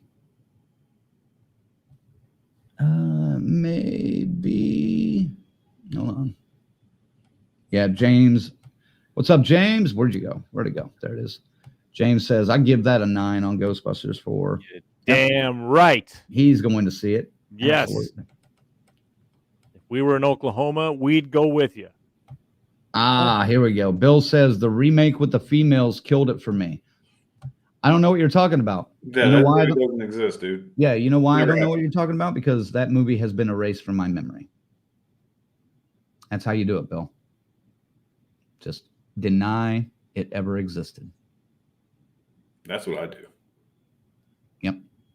Yeah. And we move on. What is it? It's like Bloodsport. Just turn your back on a fucking. Not even going to acknowledge it. I ran out of fire, so I had to stop. Charles, he says the new Ghostbusters don't have the chemistry the original cast did. I think that's what he means. Seems like they're just throwing characters together and hope it sticks. Looks good, though. Villain looks generic, like something from Marvel. I think the characters work pretty well together, but... Well, I dug the whole Egon connection. Right. That was touching. That's what made it work, I think. Well, and they didn't, like, overshoot it. Like, oh, all the characters have kids that come together, which would have been a little wonky. Yeah. You know? A little wonky. That would have fucking ruined it.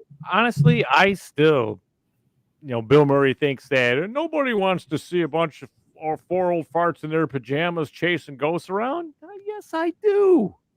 I would watch a whole movie of those guys doing it again with some assistance. Right. Hopefully they're involved a little bit more in this one. We'll see. Colonel, what'd you say on this one? 7? A 7 because I don't want to get my hopes up too fucking high. I got to be cautious. You were a 9. Yeah, I said 9. Not 9.5 for me. All right. Yeah, That's one. fair. I think that one may be in all of our top 5s. It seems like so far. That could be the one, folks. It could be the one. Could that be the number 1 anticipated horror movie?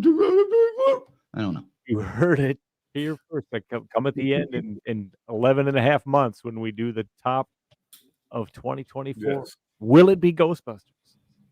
Oh, I don't think it'll. It may be in the top 10, but I mean, is it going to be the most anticipated of the year for all of us? Though. No. Yeah. I don't think so. Either. I'm looking at mine down here, and it's not on there. Really? Yeah. With a 9, and it's still not in your top 5? I'm just excited. Personal excitement. I'm just throwing numbers out there. All right. It means I'm gonna go see it for sure. All right. A trailer for this one just dropped a couple of weeks ago, coming out April 5th.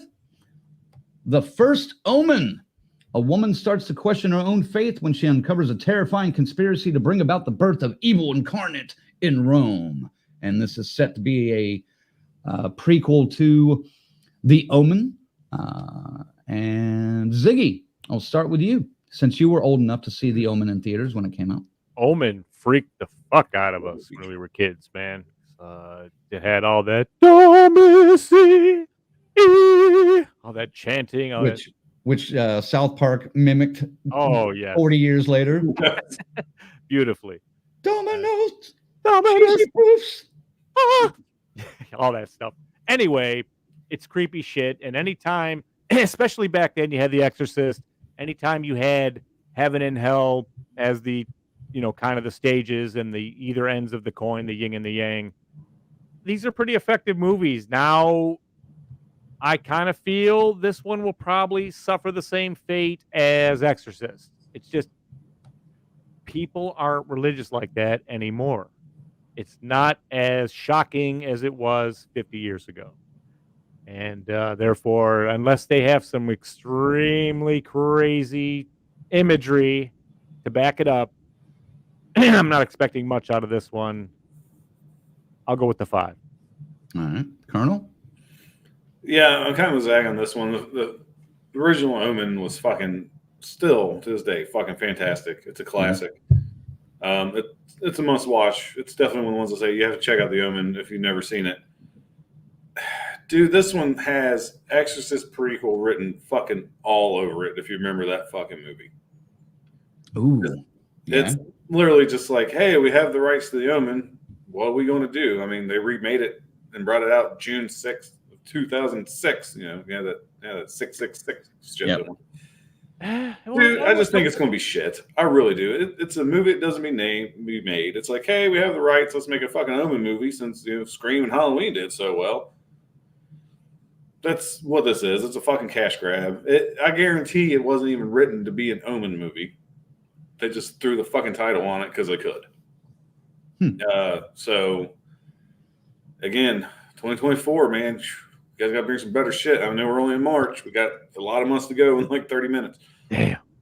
Fucking coming in at 4. Just not looking forward to this at all, really. This comes out in April, so yeah. Oh, so we're in April. Sorry, we're Nice. out of the first quarter. So So you say 4? 4, because I just think it's gonna be a fucking pile of jackal shit. Yeah. I'm intrigued by this one because I do like the original story, and I like to try to give people chances to do what they're gonna do, but I'm also cautiously optimistic about it. So I'm gonna try to set my tenor at about a 5 as well. My anxiety or anticipation for this one. I don't see any way it can be good, honestly. No. If they do some demonic, hair-raising shit, But it I might don't save it. I don't see them doing that though. I because know. that's not the way it works anymore. And these are always the things I hope for. You know what I mean? So that's what would save it for me. But they won't. Of course they won't. The few times that religious horror anymore has really done it for me have been some of the smaller independent things that have come out. I guess The Pope's Exorcist was like the best example of big screen. Pretty good. That I dug, last year. But yeah, they just don't get it anymore, like you said. So yeah, I'm at a 5 for this one. Let me try to hit a couple of the comments on here, but yeah, we got to jump out here. We're gonna have to bust out a few of these in a row. Kira says never seen The Omen before, so go do it. I tell you, if you can find the box set at fucking Walmart, I would say, because that's Best Buy, don't sell fucking physical media anymore. It's like $30 and it's fucking worth it. It's from Screen Factory. I like all 3 of them, dude. Even the third one's kind of fucking dumb, but I still like it. Well, it's what it is. It tells the story, like how it ends. Yeah,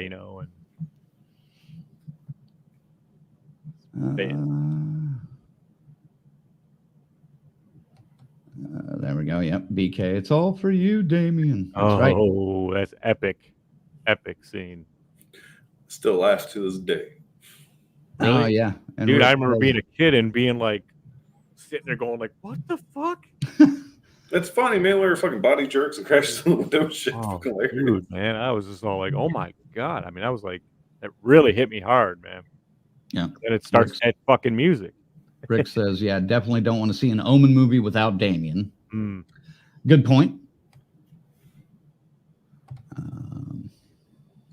This is Fabian. All right. Yeah, looks good. All right. So pretty 5, 5, and 4, right? On that one? Yeah. Yeah. All right. Next, coming out April 12th, Godzilla X Kong, The New Empire. Godzilla and the almighty Kong face a colossal threat hidden deep within the planet, challenging their very existence and the survival of the human race. Directed by Adam Wingard, who did Godzilla vs. Kong, Death Note, Blair Witch, Your Next, VHS, VHS 2, and starring Millie Bobby Brown. Who starts? Shit, I can't remember now. I'll start because I haven't started one in a while. Yeah, go ahead. I don't give a shit. These do nothing for me.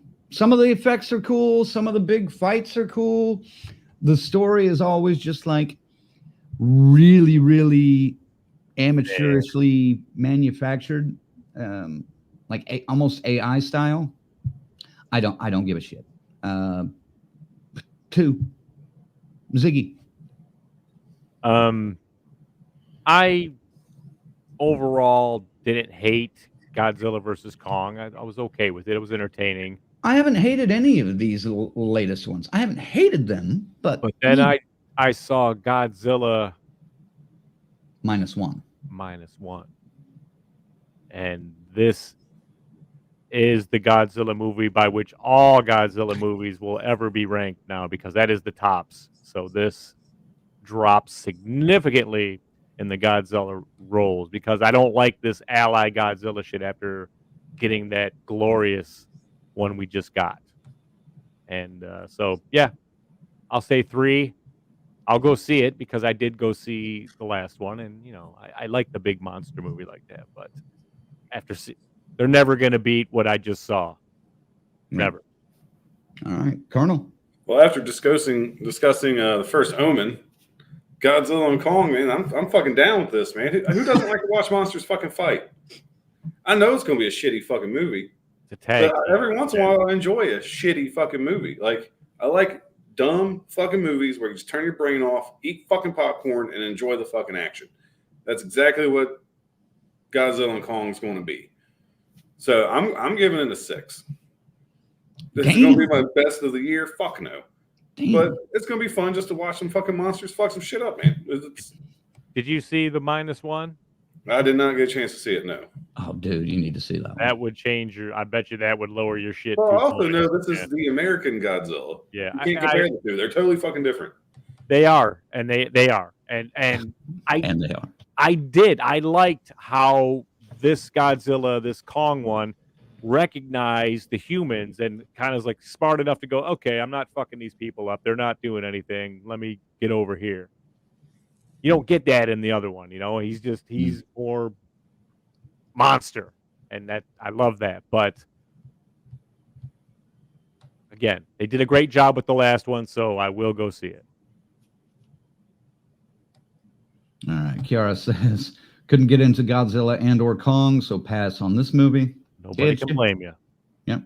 Luke says, I stopped watching big monster movies when Will Smith proceeded to knock a suit out in Independence Day. Good point. He just imagined it was Jada. Maybe. Chris Rock. Or Chris Rock. Yep. Tarek says Godzilla X Kong looks like someone really likes Shadow of the Colossus on PlayStation. That's a gamer thing. I don't know anything. Yeah, it's a game. It's pretty fucking good. All right. It was pretty fucking good, I should say. Gory Tiger says it's been getting good reviews. Godzilla -1. Godzilla -1 is excellent. This is not that. No. So. Guys, I'm telling you, guys are comparing apples to fucking oranges on this. Absolutely. I agree. Yes. Yeah. Agreed. All right. So 3, 2, and 1. No. I said 3. 3, 2. I said 6. 6. 3, 2, and 6. All right. So there's a wide range of anticipation on that one. I think this one may edge into my top 5. I don't know, because this one, we haven't known anything about this until last week. Until then, it was known as the untitled monster thriller from Radio Silence. And then they dropped a fucking trailer for Abigail. After a group of criminals, and this comes out April 19th. After a group of criminals kidnap the ballerina daughter of a powerful underworld figure, they retreat to an isolated mansion, unaware that they're locked inside with no normal little girl. Directed by Radio Silence, who did Scream 6 and Ready or Not. Written by Guy Busick, who also did Scream, the last 2 Scream movies and Ready or Not. And Steven Shields, who did A Hole in the Ground and Zombie Bashers. That's kind of an interesting mix.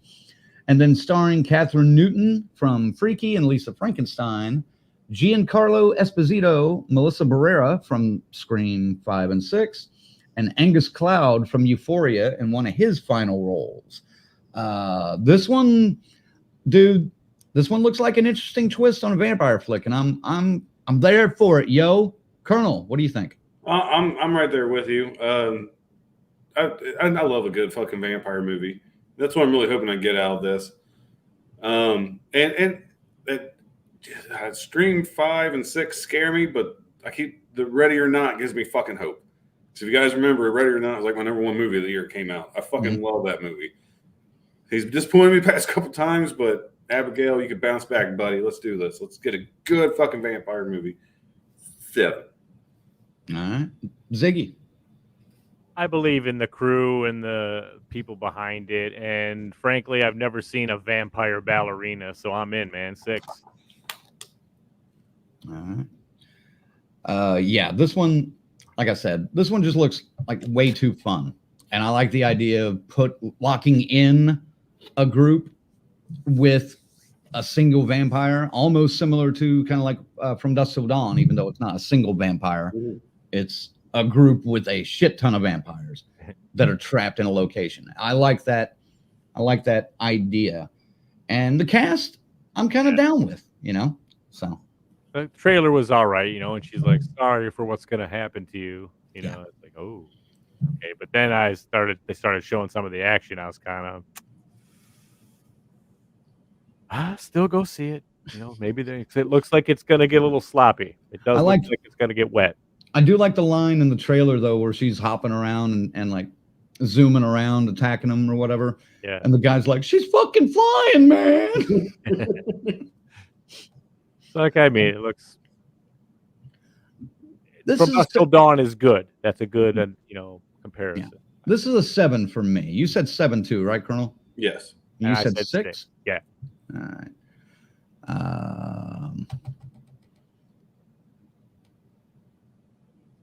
Wow, you guys. All right, let's in see the comments tonight again. Yep. Kiara says Abigail looks funny and campy. Plan to watch that. Bill says he wants to go. He'll give it a 7. Wow. Grizzly says let the right one in. Yeah, a little bit about that, or a little bit like that. Which one? The American or the Swedish? Right.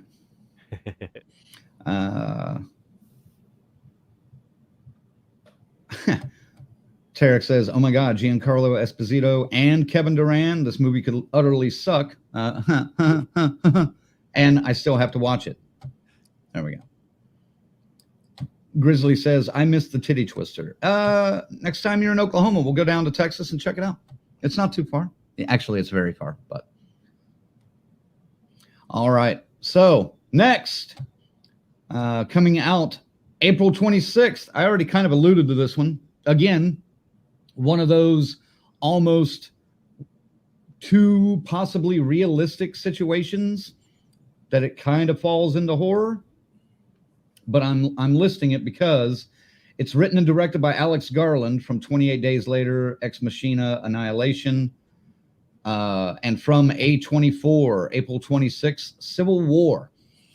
In the near future, a team of journalists travel across the United States during a rapidly escalating civil war that has engulfed the entire nation. This one stars Kirsten Dunst and Kaylee Spaney from The Craft, Legacy, and Priscilla. Ziggy, start with you on this. Yeah. War is hell, but is war horror? I don't know on this one. But war. It's going to be nasty, hopefully. I mean, but I like Kristen Dunst, but I don't know much about this at all. I haven't seen any trailers or anything, so we'll just call it a 3.5. All right. Colonel? I really hope it compares well to my favorite horror movie, Saving Private Ryan. No, jokes. Again, Saving Private Ryan is like what has happened, though. This is looking ahead at what could have happened. So that's where I kind of get more of the horror vibe out of it. Fair enough. Again, that's the one where I'm like, it's on edge. I know it is. Simon Level, like I'm with Zach. I don't really know much about it either. I have interest. Unless we review it, I don't see myself going to the theaters to see it. I'll probably wait till it's streaming. I'll give it a 4. All right. This is one of those I'm curious about because I want to see how they handle this. You know, in this kind of political climate, this could go one of two ways. And one way, it's going to piss off this side, and the other way, it's going to piss off that side. I want to know. And being A24, I kind of know what side it's going to fall on. But I'm curious to see how they play with that.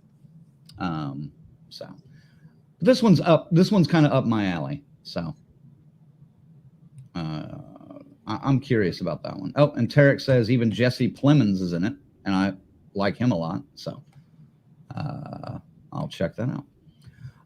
I'm probably about I may be a 6 on this. I'll be a 6 on this. So 6, 3.5, and 4.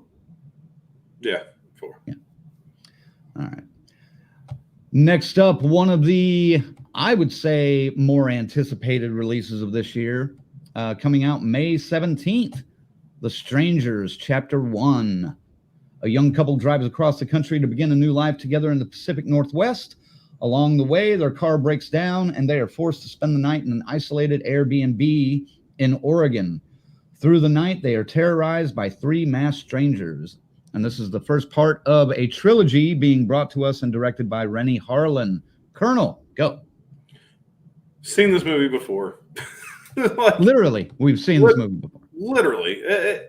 The Strangers, the first one was made that terrifying, was how realistic that could fucking happen, especially online. Why are you doing this to us? Because you were home. Mm-hmm. And then part 2, I even like part 2. I like how it switched to kind of like your classic slasher type fucking film. I think we're alone now. Yeah, and the great use of fucking music too. Do I like them both enough to be excited for this one?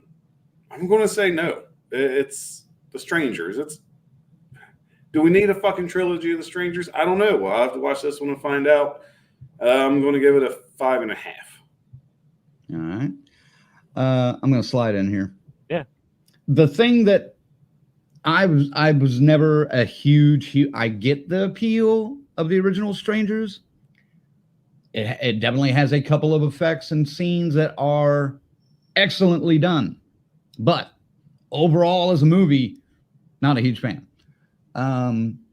But one thing that makes me excited about this is the addition of Rennie Harlan, because I have a feeling he may amp it up just a touch.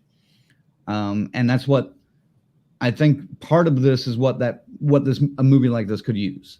So I'm not too sure yet. Again, I'm going to use that optimistically cautious or cautiously optimistic line and say a 5 on this one. Ziggy. I dug the first one, but then again, I feel this is a very limited property. Not much to do or to go with it. So I will same thing. I'll keep it low. I'll say 4.5 on this one. Just because they've been proving me wrong. Like with the strong Saw entry last year, anything's possible.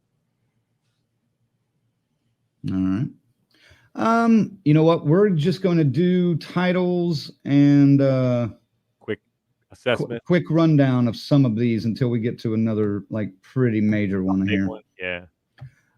June 7th, I'll do the list. The Watchers, mysterious creatures stalk a young artist and 3 strangers in an Irish forest, directed by Ashana Shyamalan, which is M.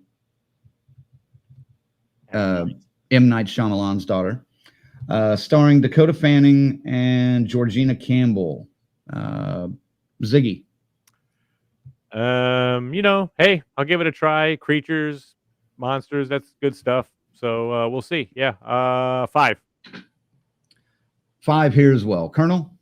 Creatures, monsters, big somehow. I'm about to say this. Big shoes to fill, just based on who her dad is and his success with The Sixth Sense. 5. All right. June 28th. This is a spinoff based on an original story by John Krasinski, A Quiet Place Day 1, directed by Michael Sarnowski from Pig, Fright Night Legacy, and starring, I'm not even going to try to pronounce that name, but the guy returns as the man on the island. Colonel. Quiet Place. I've seen this twice already. I guess we're getting a third one. 4. I'm just not a huge fan of them. Yep. Ziggy. I pretty much enjoyed the other 2. I heard that too. I don't know what that was. But yeah, this one, we'll see. I'm in 4. All right. Yeah, I'm in a 4 on this one too. Weird. I I'm interested, but I really don't care, I guess is the simple way to put it. I will go see it, but Yeah, if I didn't, it's not like a big tax if it sucks, I think. right. I'm not gonna, shit my pants if I don't see this movie or whatever, I don't know what that means. All right. 4s all around. August 9th, a remake of the 2022 Danish film Speak No Evil. A family invited to spend a weekend in an idyllic country house go from a dream vacation to a psychological nightmare. Written and directed by James Watkins from Eden Lake, which gives me a little hope. And starring James McAvoy, Split, It Chapter 2, Glass, and Mackenzie Davis, The Turning, Terminator Dark Fate. The first one, or the original, the Danish film, is quite unsettling. I'll put it that way.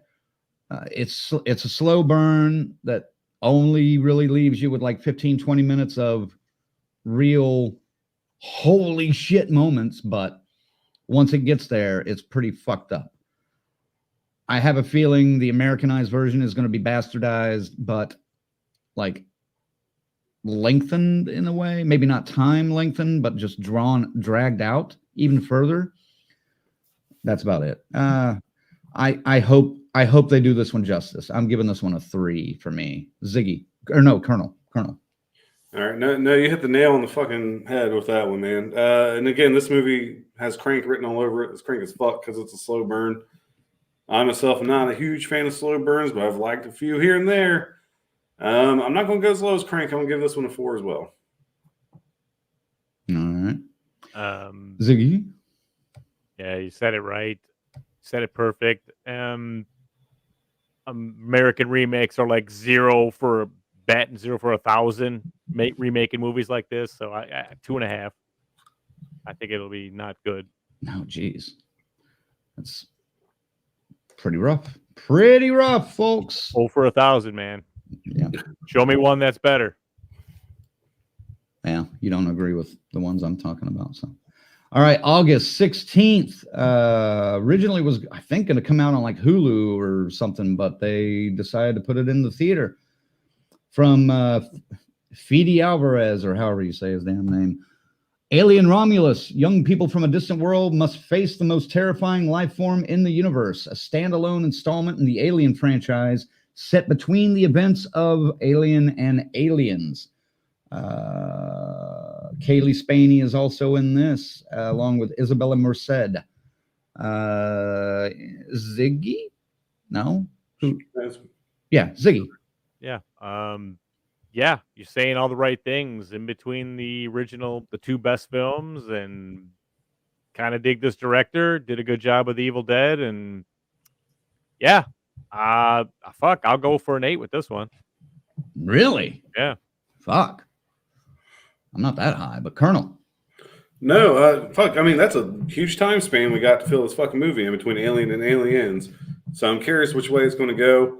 I got pretty high hopes. I will say this is a must watch, even though I haven't really liked an Alien film since Resurrection. I know it's fucking bad, but I thought it was cool shit. I'm going to give it a 7. I'll give it a 7. Damn. All right. Yeah, Fede Alvarez is proven himself to be a pretty solid director. I'm not sure how this is going to be. That I know they're saying standalone, so we got to take it out of the franchise, but it's hard to take something like Alien out of the fucking franchise. You know what I mean? I can't do it. I'm going to say a 6 for me. But that, yeah, we'll see. We'll see. Hopefully I'm impressed. Coming out September 6th. Now this one, shit, we may have to talk about this one a little bit. Oh shit. No plot details yet, but directed by Tim Burton, starring Michael Keaton, Winona Ryder, Jenna Ortega, Willem Dafoe, and Catherine O'Hara. You goddamn right, I'm talking about Beetlejuice 2, baby. One of my favorite horror comedies of all time. Michael Keaton, perfect casting back in '88, I guess. Was that when that came out? I think so. 88, 87, somewhere in there.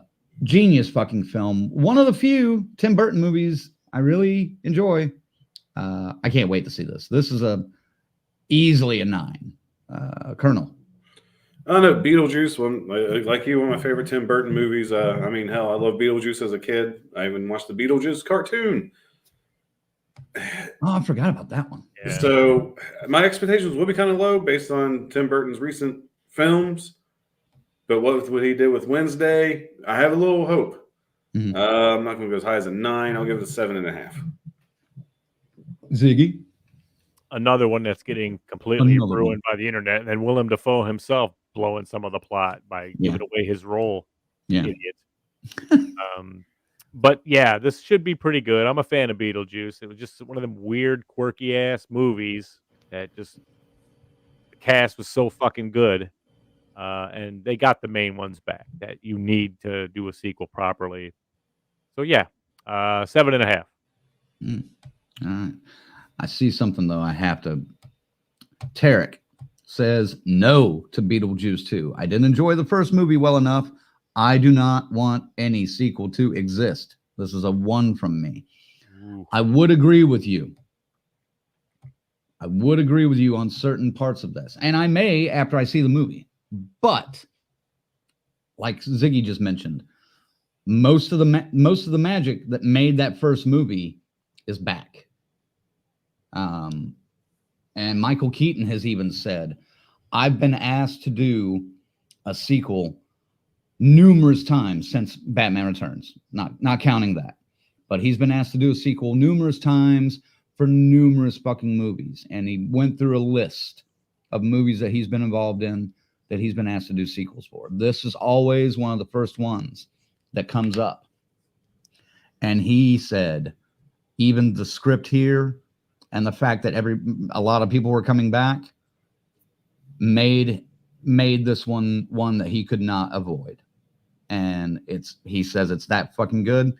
I've always respected Michael Keaton as an actor and as a fucking human being. So I'm on board with that. This one's also a 9. Yeah, I'll say a 9 for me. What do we have? 8.5, 7.5. 7.5, yes. 8. What'd you say? I did 7.5. Okay, so you both did. Well. You both did 7.5. Okay, just checking. 7.5 and a 9. September 27th. Only thing we know about this one is it will be a direct sequel to Saw X or Saw 10, Saw 11. That's all we got. You spoke about Saw 10 earlier. You mentioned it. Yeah. What are your thoughts on this one? I was super impressed with Saw 10. And then I saw this one was announced. Obviously, that last one made a lot of money. So they went, okay, let's do it again. And then I saw the entire writing team and filmmakers all dropped out. So they're back to square one with it. Probably going to be another generic junk sequel. Not too excited about it now. And 4. All right. Colonel. Unlike Zag, I was not a huge fan of Saw X. It was better than most sequels, but still a typical Saw movie, and just did nothing for me. This one won't either. 3. All right.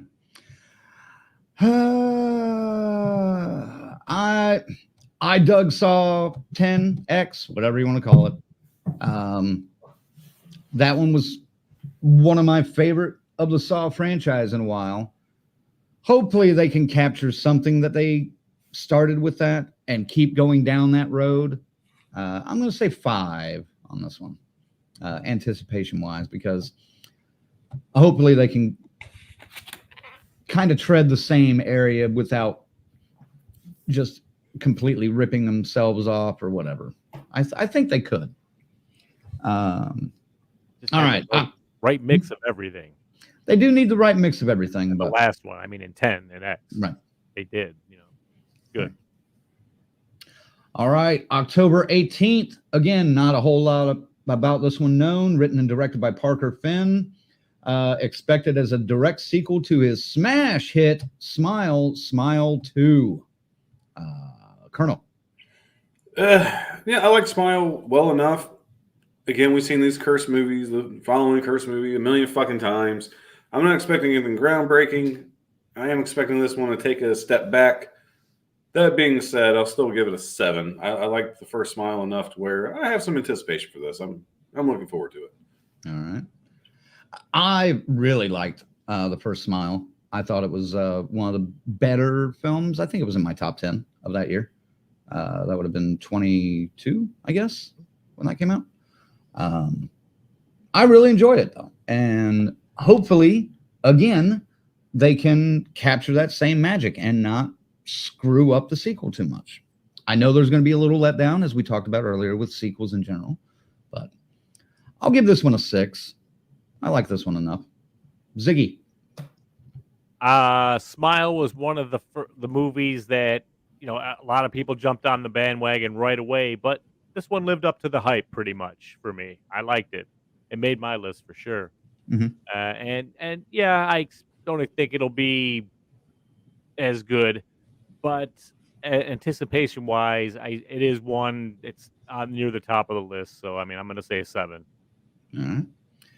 Well, speaking of the top of the list, here's one that I'm pretty sure is going to be on the top of all of our list in some way, shape, or form, probably. October 25th, Art the Clown set to unleash chaos on the unsuspecting residents of Miles County as they peacefully drift off to sleep on Christmas Eve. It is Terrifier 3. You guys know the rest. Ziggy. Yeah, you know, we love Terrifier around here. Well, some of us do. I do. I'm a fan. Mm. I think he's gonna try to keep pushing it and giving people a reason to talk about Art the Clown. Looking forward to it, of course. And yeah, 8 for this one. 8? All Yeah. right. Lady says, fuck the clowns. Oh, lady. What's up, lady? Good to see you. Colonel, what are you thinking about Terrifier 3? You ready? Terrifier 3. I know what I'm getting. Over the top fucking gore. Over the top fucking gore. Over the top fucking gore. I'm a little disappointed it takes place during Christmas, but you know, it's fine. Fuck it. It's not that big of a fucking deal for me. Zag, what the fuck, dude? I'm coming in at 10. I almost did it, Colonel. I almost I fucking don't did. care. I'm coming in at a fucking 10. That's your 10, huh? I'm not saying that's the only one. I'm saying this one's a 10, though. All right. I ain't mad at him. I'm on the fence on Terrifier, as you guys all know, blah, blah, blah. But Kiara says she is ready for more David Howard Thornton. You wish, girl. And Tarek says, yes, Terrifier 3, full Spinal Tap 11. I hope there's a bit more lore introduced. Ziggy, would you like to mention that? Yeah. I actually approached Damien at one of these Monster Manias we went to, and I said, Damien, do me a favor. And he's like, yeah, do you a favor. What is it? You know, like, God damn it, you know. I can tell In his New York way. Hey, what the fuck you want? I go, just do this. I go, please, don't ask more questions than you answer. He's like, what do you mean? I go, paranormal activity. He went, oh. He's like, no, don't worry. He goes, you're going to get everything you need to know and why it's happening. Don't worry. I got you covered. I was like, that's all. You've earned the right to do whatever the fuck you want, of course. But please. That's one balls on the fucking guy. Right? Like it's his fucking place to tell him what to do with his fucking movie. Fucking right. I told him that's what Zag does for you people. I fucking embarrass myself all the time for you. He probably was walking out of the convention center going like, the booze on this guy. What the fuck? Fucking guy here. You see that shit? He did a nice ID for us though. He did do a nice ID. He would have made it a real shitty one if it was. He'd have been really mad. Because I told him that we went right into the whole about the money getting revoked and everything. Mm-hmm. He was like, yeah, why is everyone freaking out? It's exactly the same as part 2. It's going to be fine. Yeah. We smoothed it over. I'll give this one an 8. Just because, mostly because I do like the guys. I like all the people that are involved in this movie. We've met them many times. So I'm looking forward to see what they do. And since he has assured us that there will be answers, that helps. It helps. He probably just told you, Zach, what the fuck you wanted to hear. You gave the fuck away from him. Man. Whatever. We got an autograph. Crank got his shit, son. Tarek says, "You come into my house." Hey, you come into my house? You talk to me? Here's the thing that I think might hurt Terrifier 3, though, because also releasing October 25th, bigger budget, bigger marketing budget, bigger marketing campaign, bigger studio release. It's Universal's The Wolfman, directed by Lee Winnell from The Invisible Man and Saw, starring Julia Garner and Christopher Abbott. This is going to hurt, I think, Terrifier 3 in the box office, unless they move it, or unless somebody moves. So, Colonel, you're the Universal Monster fan. Thoughts? You know, if it wasn't by the guy who did The Invisible Man, my hopes on this would be so much fucking lower. But he did a phenomenal. He knocked that one out of the fucking park. I'm pretty high on this one, man. We're due for a good fucking Wolfman movie. The one that came out with Anthony Hopkins, Benicio del Toro, I thought it was a little underrated. People don't talk about it enough. That was a good enough movie. But I'm being cautiously optimistic. I'm coming in on this one at a fucking, just say, 8.5. I'm just really looking forward to that double feature that weekend if nothing moves. That's going to be a fun fucking night. Yeah, you'll be in the theater for, if, past dictates, future, you may be in the theater for like 6.5 hours. Fuck it. I was getting a large popcorn and a large pop, dude, free refills. But boom, I'll be good. Wolfman is going to be easily an hour and 50 or longer. Oh, I'm sure. I'm expecting 2.5 hours each. And then Terrifier is going to be 2.5 hours minimum. So plan to be there a while. Oh, I will. I'll bring my own piss jug. I ain't want to get up. Might have to. Ziggy. This is must see.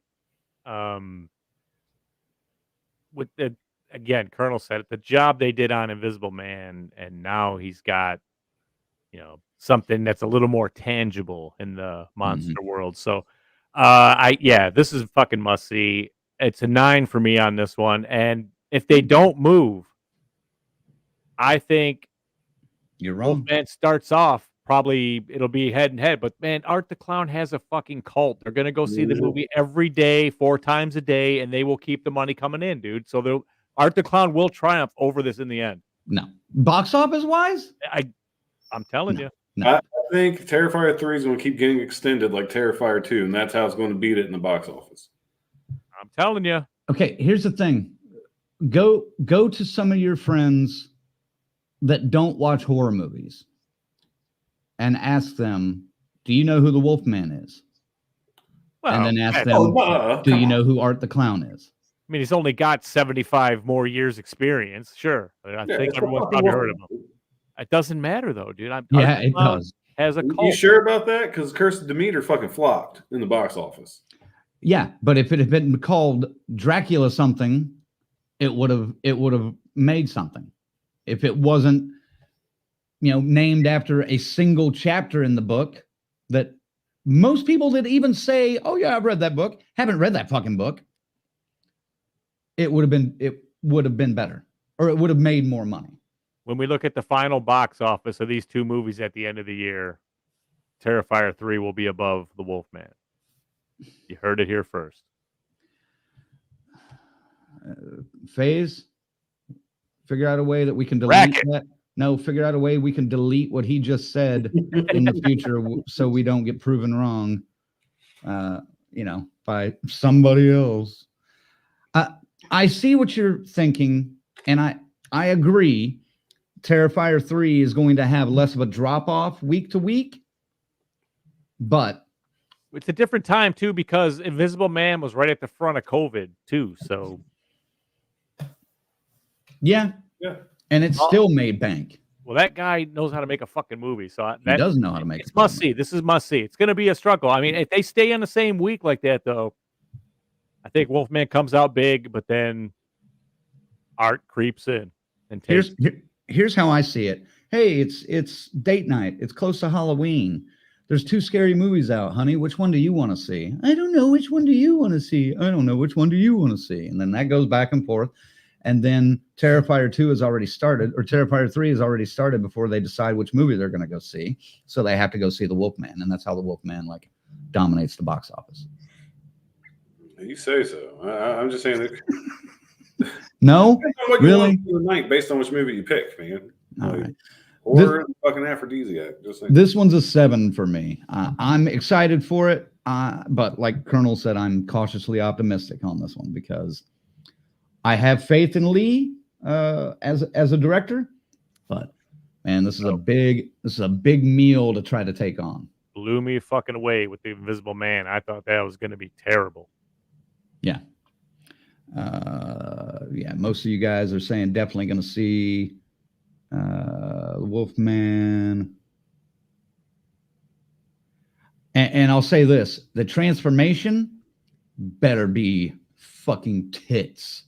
But it's not. It's going to be CGI as fuck. I'm sure it will be CGI, but it better be fucking good. Fuck that. I'd be calling Rick Baker, Rob Bottin, all them motherfuckers for consultants. What do we do here? Savini, get your ass in here. We need some help with this.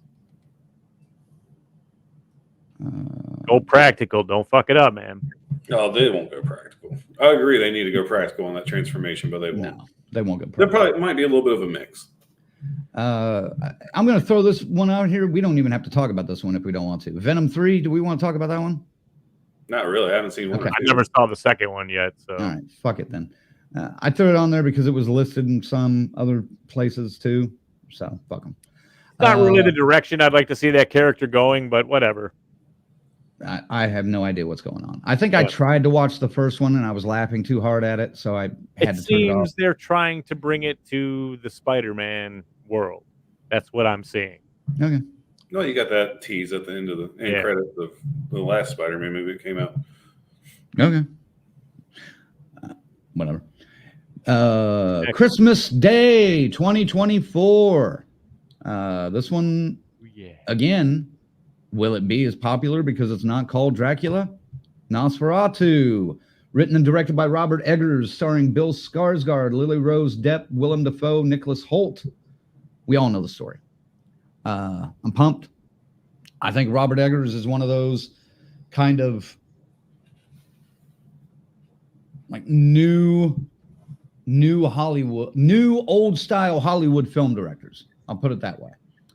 He's got a great eye for what he does, but a lot of times it looks classic.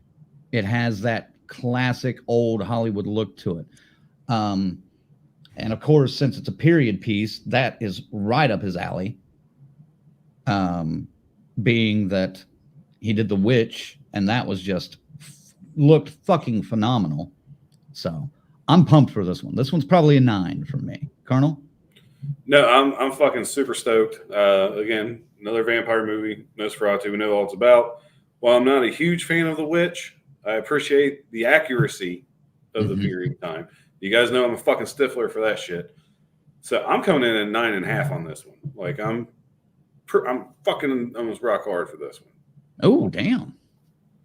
You may be extra rock hard for the next one then. Oh, I definitely know the next one. Ziggy. I want to see it, man. I'm torn a little bit because this is a silent movie, you know. And I'm how is that gonna trans? It's not anymore. I know, but I mean, I'm wondering if the atmosphere will be as good because look at that poster, dude. I see, but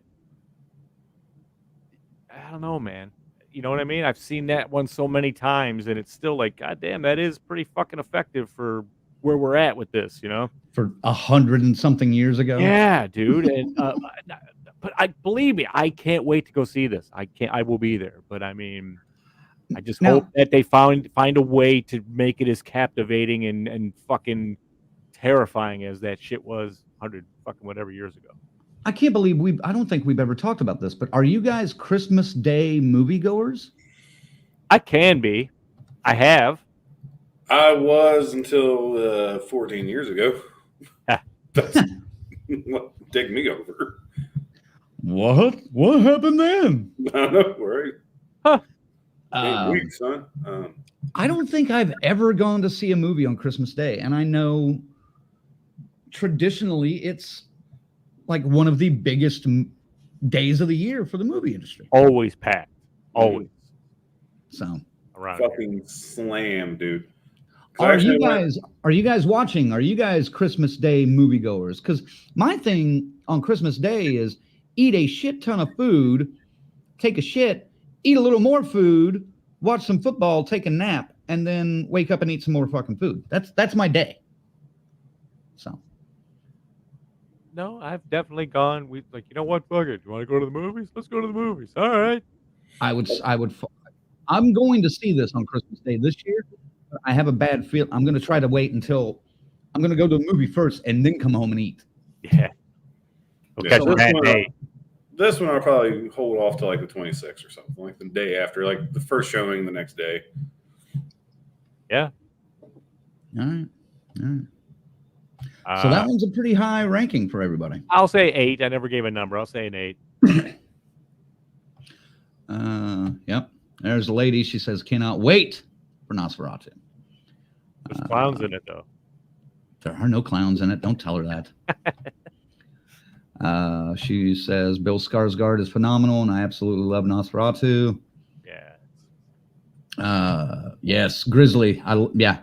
And Willem Dafoe has gone on record and said this movie is kind of a little different, but still has that Shadow of the Vampire like feel to it a bit. So I like that one. That was good. yeah. Grizzly says Shadow of the Vampire. Love the idea of the behind the scenes making of the original. Yes. And they're playing it like, is he a vampire or isn't he? Tarek says, as a player of Vampire the Masquerade, the original tabletop, I do want to see Nosferatu just because of the similarities to the clan and the gang. I don't know. Bill says, saw The Grinch with Jim Carrey on Christmas Day. Did you go to the theater to see it, though? That's what I mean. Because a lot of people go to the theater to watch a movie, which that's never vibed with me. Kiara says, Christmas Day, I'm a homebody and never go out. Yep, that's what happens. Dave, what's up, Dave? Canadian Dave says, I always just watch shit at home on Christmas Day. Exactly. Lady says, I've seen Nosferatu 1,000 times, Zach. Don't lie to me. He'd eat them damn clowns. Yeah. And Gory Tiger, what's up, Gory? He says, Shadow of the Vampire is awesome. Yeah. Oh, what was that? Tarek says, me at the theater on Christmas Day. Yes, popcorn. I'm sorry. Small drink. I'm sorry. 2 for that movie. I'm sorry. Thank you. I'm sorry. Oh, yeah. I get you. And Bill says, yeah, he did go see it in the theater. Interesting. And then Paula says, we've gone to the theater and stayed at home. Yeah. I don't know. Maybe that's just me. I've done it a handful of times. 9, 8.5 for somebody. 8. And you were 8.5? 9 and 9.5, son. 9.5. That's what it was. All right. Prepare to get rock hard, everybody. I'm already in. Why do you think I'm crossing my legs? Doesn't have a release date yet, but 6 years after the Farmstead Massacre of X, Maxine is now LA-based and on a driven quest to become a star in the acting world, but things take a sinister turn when bodies once again begin to fall around her. Written and directed by Ty West, starring Mia Goth, Kevin Bacon, Michelle Monaghan, Lily Collins, Bobby Cannavale, Giancarlo Esposito, again, Tarek, I'm looking at you, and Halsey. What could the excitement level be for Maxine? I hate to start with Ziggy. Motherfucker. I absolutely had to make sure I went. First thing I looked for when I opened up the whole calendar of the year of movies, I was like, where is it? Where is it? And it's not on it. I was like, what the fuck? And then it's, at the bottom, it's like honorable mentions, like movies that will be coming without a date yet, but definitely coming this year. Loved X, loved Pearl, and this one is in the 80s of the sleaziest porn ring. Oh, it's going to be great, man. I can't wait. And they promised to bring the blood. And she's already assaulted an actor on set. Allegedly. Fuck that. This is our Scream Queen, man. And I can't wait to see more of her. Mia Goth for life, man. 9.5. 9.5. Colonel? No. Again, she's I don't know what it is about fucking Mia Goth, dude. I Get can't it out, you stutter and prick you.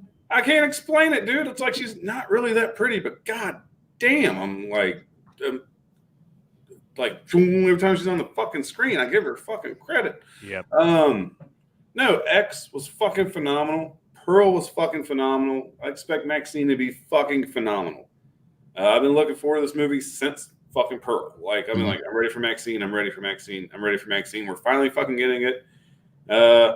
Again, I'll still stand by the statement of innocent until proven guilty. That's what I believe. But she seems like a crazy bitch, and I can see her fucking doing it for real. That being said, I'm still giving this a fucking 10, dude. Like, I'm fucking hyped for this fucking movie. Yeah. This is absolutely my 10. I love those first two movies.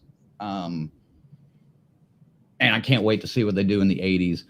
I'm fully expecting, the actors like Kevin Bacon and Bobby Cannavale to be just the sleaziest, most asshole, like either porn producers or just film producers in general, maybe kind of, Harvey Weinstein and some bullshit behind the scenes trying to do some fuck, That's what I see out of those two characters personally. But yeah, I think this is going to be one hell. And the fact that they've attributed it to or equated it to like a giallo film style. I cannot wait for this. Bring it. And I hope we don't have to wait so long that it's close to the end of the year. I hope this is a late spring, maybe early summer release. I have a feeling it's going to probably show at South by Southwest and then get a release date. Because I think X did when they first brought that out. So I think South by Southwest might get an early look at this, but I'm ready. This be the number one of 2024? Possibly, but it's absolutely my most anticipated for fucking sure. It's one of them for sure. And it looks like everyone's right there at the top, 10, 9.5. So, all right. We fucking love Mia Goth, man. Now, Ziggy, I think it's your time for your dick to get hard. Oh, shit. Written and directed by David Cronenberg, starring Diane Kruger, Guy Pearce, and Vincent Castle. Karsh, an innovative businessman and grieving widower, builds a device to connect with the dead inside a burial shroud in David Cronenberg's The Shrouds. So, Colonel, you get to start. I read the synopsis. I don't know. I like the idea. I like the concept. It's Cronenberg. It should be good. But I haven't seen this last movie either to have anything recent to compare it to. Mm-hmm. So I'm based on name alone, I'm giving this a 6. But yeah, I don't know. We'll see. All right. I like most of Cronenberg's stuff. Some of it I love. I like his intellectual take on films a lot of times. But his more recent films have kind of gotten almost weird for the sake of weird for me, so I'm kind of on the fence on this one. I'm gonna stick at about a 5, but the concept does intrigue me. So, Ziggy, I love me some Cronenberg, man. I know you do. And this, to me, sounds among his darkest concepts ever explored. I'm looking forward to it. And I'll say 7.5, but I mean, I expect this to be, as far as body morphing kind of stuff, this should be pretty fucked up, because we're talking about watching loved ones rotting and decaying and their graves and stuff. So I don't know where we're going with that. And that sounds really, really fucking weird. All right. Yeah, this one, we'll see. We'll see. I expect this one to come out sometime summer, maybe fall, maybe a little sooner, but this one looks interesting and bizarre as usual. Mm-hmm. Before we move on, though, I want to go back to something because somebody brought it up in a comment. Kiara says, I was excited for Maxine, but I heard Mia Goth mistreated someone behind the scenes, so I'm not feeling it as much anymore. Keep in mind, Kiara, these are allegations. We don't know the full story of that yet. She hasn't come out with her side of the story yet.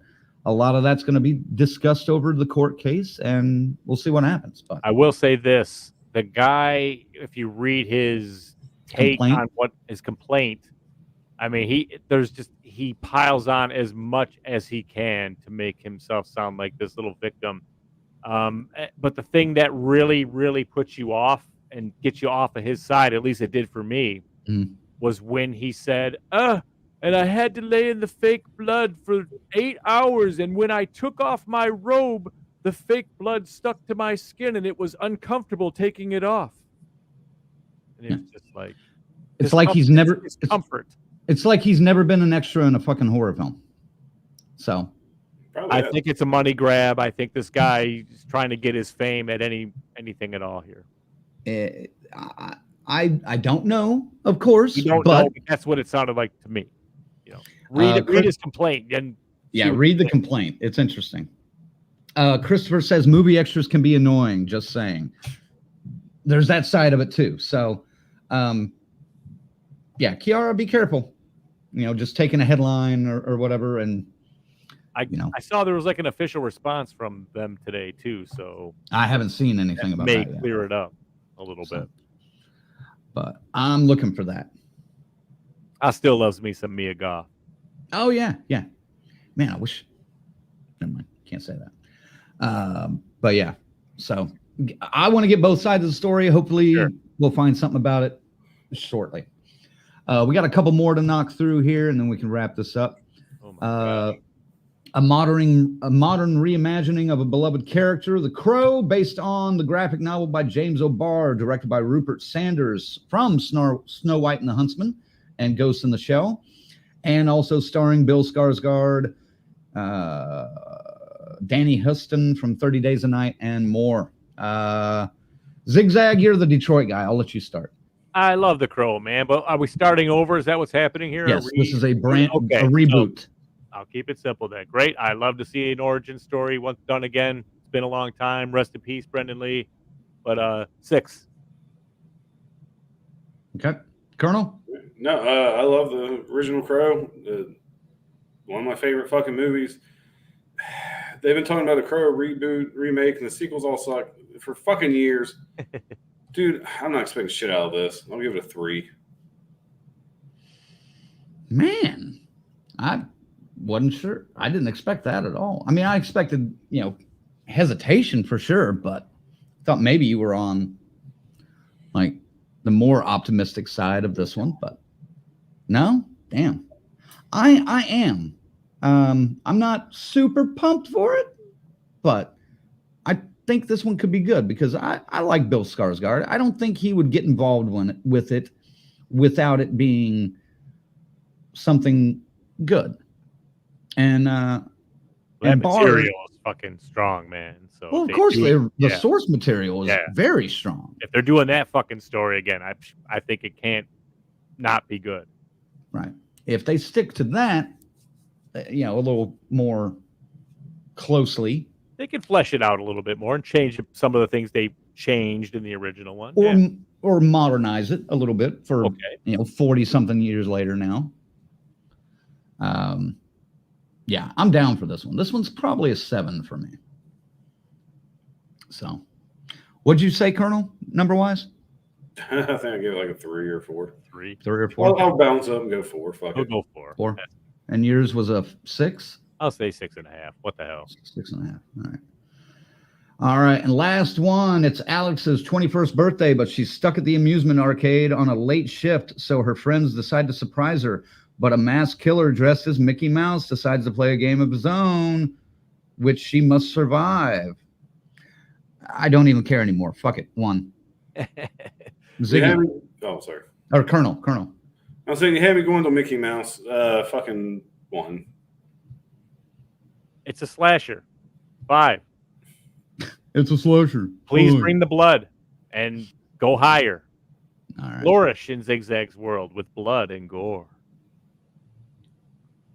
All right. So, we had this discussion earlier with what movie was it? Pooh. Yeah, with the Winnie the Pooh movie. Blood. I don't think this should be done. I could give two shits less. So I will not see this movie in the theater. I probably will watch it if it becomes free on something, but that's about it. So, Colonel, give me your top 5 most anticipated films of the year. All right. It's fucking super simple. I'm sure you guys figured it out by now. Maxine, Terrifier 3, Nosferatu, Wolfman, and Ghostbusters. All right.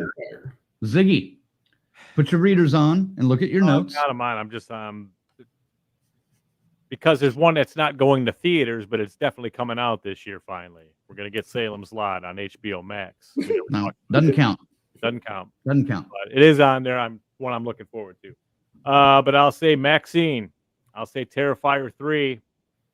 I'll say Nosferatu. I'll say The Wolfman, and then I'm gonna say It's Me, Billy 2, because that's coming out this year too. I'm throwing it in there. Oh yeah, I guess it is, but not in theaters, so it doesn't matter. I want it. I'd give this one a 10 in anticipation. How about that? All right. Okay, Smile 2. That'll be the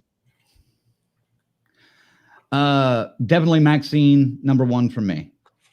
Easy number 1 for me. Probably number 2, Ghostbusters. And number 3, number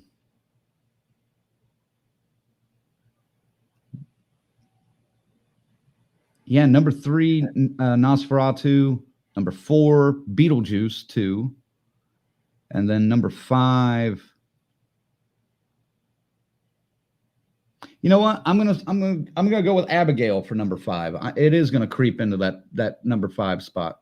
I didn't think it would, but it did, because that trailer looked very interesting, and I'm very curious about what they do with that. So, I do want to add as a honorable mention Camp Pleasant Lake, because got to support our guys. Oh, we'll definitely see it. Yeah, we definitely see it. So. Those are my 5. What are your guys' 5? Throw them in the comments. I may not get to them right now, but I'll look at them after the show. They'll be there forevermore. But but we gotta wrap this up pretty soon. Look at all those comments, man. 452. 452. Jesus, fucking crazy bastards. What's going on in there?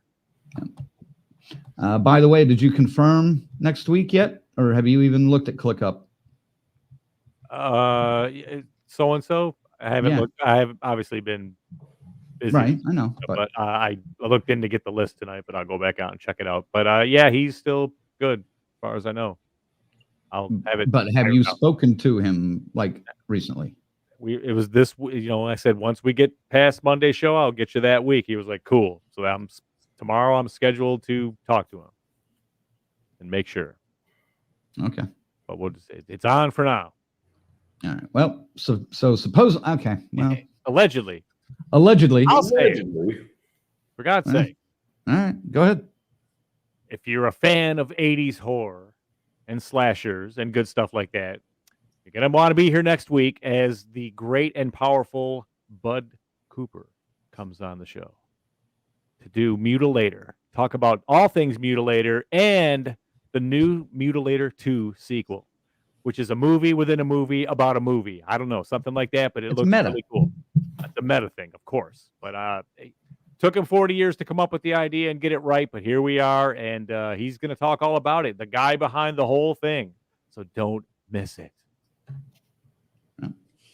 All right, Colonel, send them out for the night. Oh, we're doing send outs. All right. Well, thanks for joining us. Do that last week. This is fun. I was really looking forward to this. Obviously, we went 32 minutes over. So we all had time, had fun. 2024, like I said, I think it's going to be about 50-50. We'll see. And keep watching, and we'll go through these movies as we go. And I said, I know it's cold. Everybody's stuck inside. Make sure you're showering regularly. Make sure you're washing those dicks because you don't want to get sick. You're crammed with these people in this house, And ladies, you do you. I'm not going to tell you what to do tonight. You just enjoy your evening. Stay warm. Don't shave those legs. Get an extra set of hair on there. Keep yourself extra layer of warmth, and be safe. Word. Yeah, All you can right. go out there and stick it in a snowbank, guys. If you know what I'm saying. Cold therapy. You know what I mean? Please don't stick it in a snowbank, because then you could come back and sue us because he said to do that. Don't do that. Don't. No. Yeah. Thanks for watching, gang. Join us next week, hopefully, for Bud Cooper, writer, director of Mutilator and the upcoming Mutilator 2. Looking forward to it. And we always really appreciate seeing you. Ziggy, anything else to add?